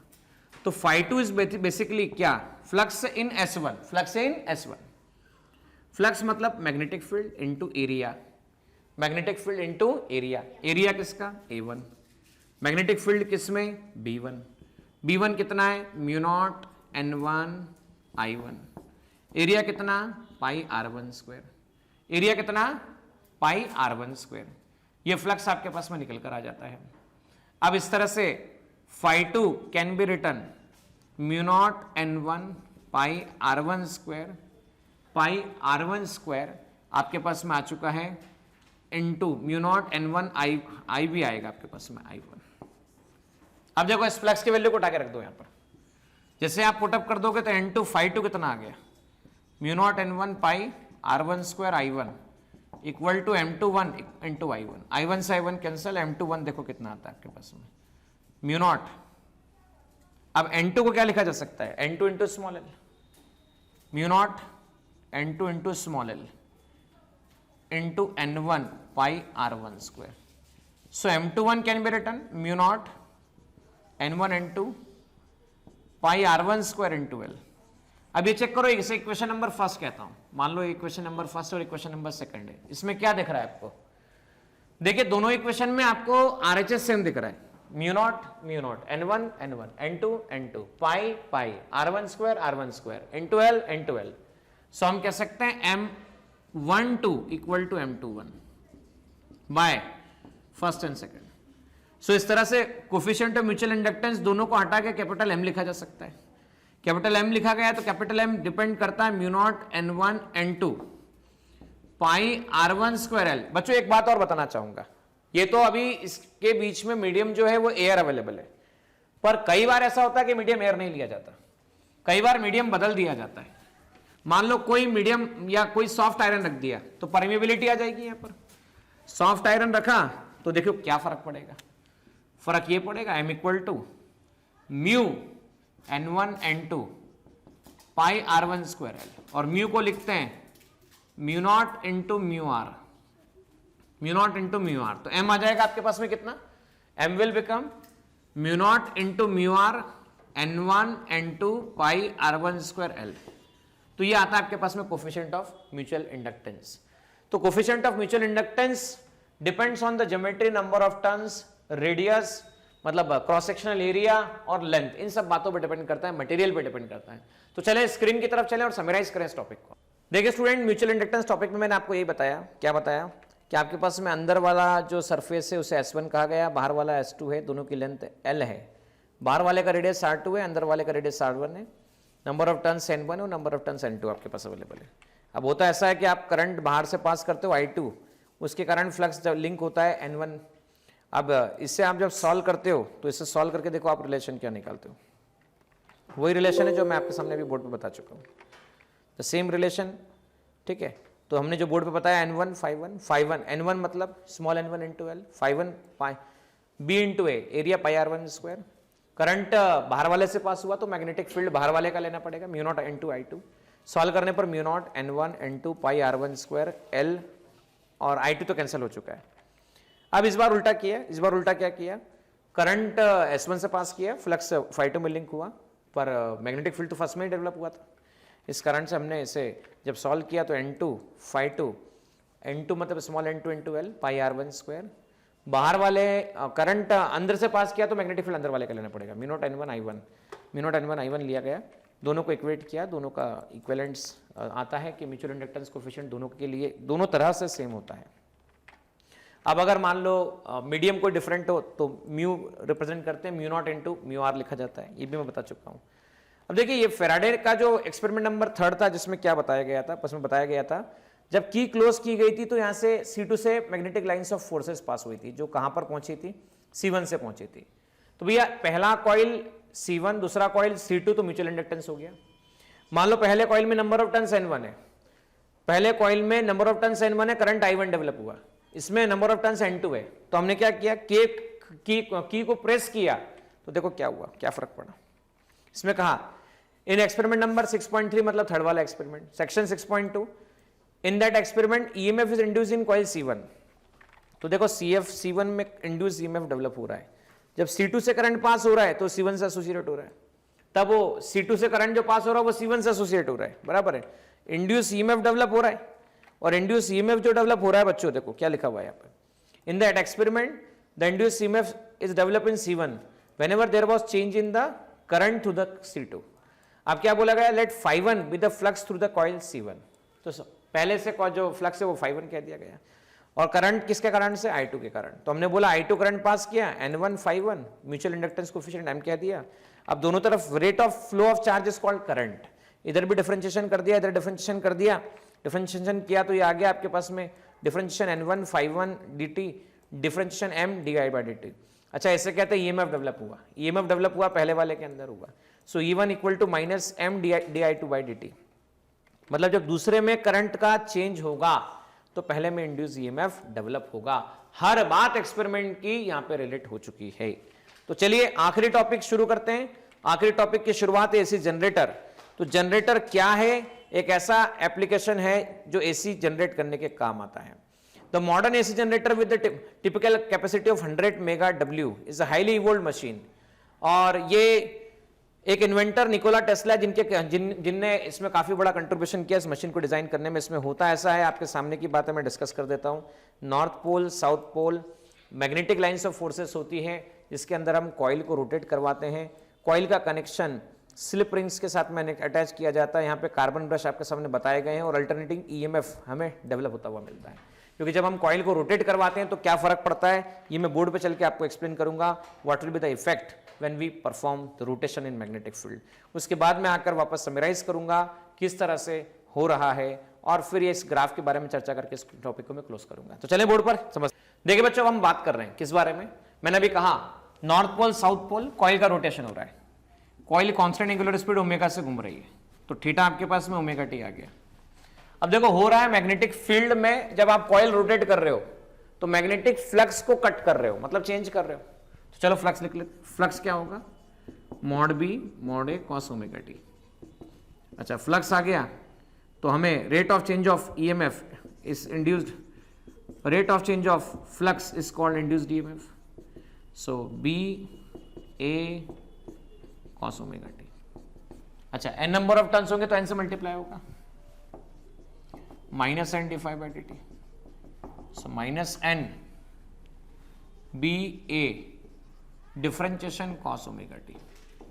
अब कॉस ओमेगा टी का डिफरेंशिएशन होगा, समझिएगा ध्यान से, equal to N B A minus sine minus omega sine omega T आपके पास निकल कर आता है, ये आ जाता है equal to N B A omega into sine omega t, N B omega sine omega t, तो E can be written E M sine omega t. Sine omega t को चाहे तो आप लिख सकते हैं E M sine omega t theta, E M sine theta. तो चलिए इस ग्राफ को प्लॉट करते हैं, ग्राफ कैसा बनेगा देखते हैं, है ना। ये ग्राफ ऐसा रहेगा, ये ऐसा, फिर ऐसा, फिर ऐसा और फिर ऐसा, यहाँ से यहाँ तक मैक्सिमम और ये आपके पास में मिनिमम, ये ई एम फिर से माइनस ई एम, 0 से लेकर 2 पाई, पाई पाई बाय 2, 3 पाई बाय 2। अच्छा ओमेगा के टर्म में एक्सप्रेस करें तो क्या होता है, ओमेगा के टर्म में एक्सप्रेस करें, ये ऐसा और ये ऐसा, 0 से लेकर T, T by 2, T by 4, 3t by 4। अब देखो क्या होता है, ओमेगा इक्वल टू होता है 2 पाई बाय टी, टी हो गया 2 pi by omega, T by 2 चाहिए तो पाई बाय ओमेगा, 3t बाय 2 चाहिए तो 3 pi by omega, T by 4 चाहिए तो पाई बाय 2 ओमेगा, ये लिखा जा सकता है बच्चों। तो यहाँ पे करंट क्या हो रहा है, ईएमएफ क्या हो रहा है, समय के साथ बदल रहा है, पॉजिटिव नेगेटिव पॉजिटिव नेगेटिव, तो कभी पॉजिटिव कभी नेगेटिव, इसलिए इसे कहा जाता है अल्टरनेटिंग, अल्टरनेटिंग, या तो आप ईएमएफ भी कह सकते हैं, और EMF rate of flow of charge is called current, बराबर है। वैसे EMF E equal to I R से आप देख सकते हैं, E equal to I R, तो I can be written E by R. So EMF से आप अल्टरनेटिंग ईएमएफ से अल्टरनेटिंग करंट भी निकाल सकते हो। तो चले स्क्रीन पे चलते हो, समराइज करते हैं इस बात। देखिए बच्चों यहाँ पर मैंने बात की आप लोगों से, हमने कहा कॉइल का रोटेशन जब होता है तो क्या फर्क पड़ता है, तो कॉइल के रोटेशन भी देखो फर्क क्या पड़ता है। यहाँ पर as the coil rotates in the magnetic field the effective area of the loop जो है आपके सामने वो एक cos थीटा बताया गया है। बेसिकली थीटा जो होता है एरिया और मैग्नेटिक फील्ड के बीच का एंगल है। इससे हमने क्या किया, this method of the production of the flux change is the principle of the operation of simple AC generator. AC generator क्या करता है, तो मैकेनिकल एनर्जी को कौन सी एनर्जी में कन्वर्ट करता है, इलेक्ट्रिकल एनर्जी के अंदर कन्वर्ट करने का काम करता है। It convert the mechanical energy into electrical energy. The basic elements of AC generator are shown in the figure, बराबर है। ये आपके सामने सारी बातें जो मैं अभी कह चुका हूं वो सब बातें आपके सामने यहाँ पे एग्जिस्ट करती है, आप इसे डेफिनेटली ध्यान से रीड करें, ठीक है ना। फिर भी मैं बता देता हूँ कि एक्सेस ऑफ रोटेशन के अबाउट कॉइल जो होती है वो मोशन परफॉर्म कर सकती है, और कॉइल जो जिसे आर्मेचर कहा जाता है उसे मैकेनिकली रोटेट करवाया जाता है मैग्नेटिक फील्ड के अंदर, वो भी किसी एक्सटर्नल एजेंट की मदद से। रोटेशन जब होता है तो फ्लक्स चेंज होता है, और फ्लक्स चेंज होता है तो इंड्यूस ईएमएफ डेवलप होता है। इंड्यूस ईएमएफ डेवलप होता है, सर्किट के अंदर कलेक्ट किया जा सकता है, जिसमें स्लिप रिंग और ब्रशेस की मदद से इसे कलेक्ट किया जा सकता है। अभी आपके सामने मैंने चर्चा की, फ्लक्स होता है B into A into cos theta omega t होता है। अब डिफरेंशिएट कर देते हैं तो flux d by D t cos omega t, तो ये आता है आपके पास में NBA omega sine omega t, ये आपके पास में फ्लक्स निकल कर आता है। अब एनबीए साइन ओमेगा टी, अब आपको पता है बात अच्छे से कि साइन ओमेगा टी की मैक्सिमम वैल्यू कितनी होती है, तो साइन ओमेगा टी की मैक्सिमम वैल्यू होती है +-1, तो हम साइन ओमेगा टी की वैल्यू में लिखते हैं मैक्सिमम वैल्यू +-1, ठीक है। तो ईएमएफ को जो लिखा जा सकता है equal to E0 sine omega T लिखा जा सकता है। जब आप देखिए ग्राफ बनाते हैं तो इंड्यूस ईएमएफ आप देख सकते हैं, यहाँ पर मैंने अभी बताया था कि 90 डिग्री यहाँ से यहाँ तक t/4, ये देखिए, फिर t/2, फिर 3t/4 और आपके पास में 0 है। 90 डिग्री बताया था, 180 हुआ था, 270 हुआ था, 360 डिग्री हुआ था। अब यहाँ पर आप देख सकते हैं कि यहाँ पर जाकर इंड्यूस ईएमएफ मैक्सिमम तक पहुँच जाता है, यहाँ से यहाँ तक मैक्सिमम तक, ये 0 तक, 3t/4 पे मिनिमम तक पहुँच जाता है, बराबर है। तो ये तब होता है जिसे ऐसा समझा जा सकता है कि भाई जब फ्लक्स मैक्सिमम कब होता है, मिनिमम कब होता है, या एंगल कब होता है। तो ये डायग्राम जो है आपके सामने जो लिखा हुआ है 270 डिग्री रोटेशन वाली बात जो है, देखो plane of the armature is the perpendicular to the magnetic field. जब ऐसा होता है परपेंडिकुलर टू मैग्नेटिक फील्ड होता है प्लेन, तो थीटा की वैल्यू जो होती है वो 0 होती है। थीटा की वैल्यू 0 होती है तो साइन 0 0 आता है, साइन 0 0 हो जाता है।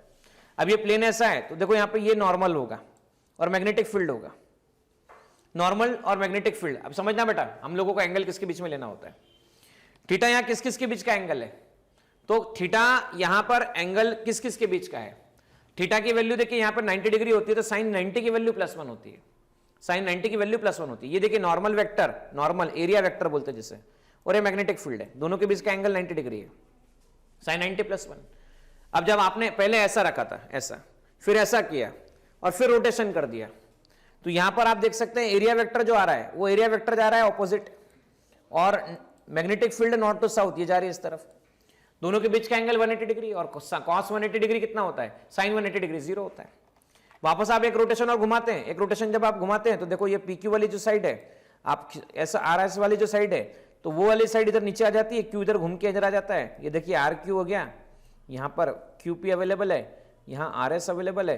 अब नॉर्मल जो आता है एरिया का वो नीचे की तरफ आता है, और मैग्नेटिक फील्ड जो जाती है वो राइट साइड जाती है।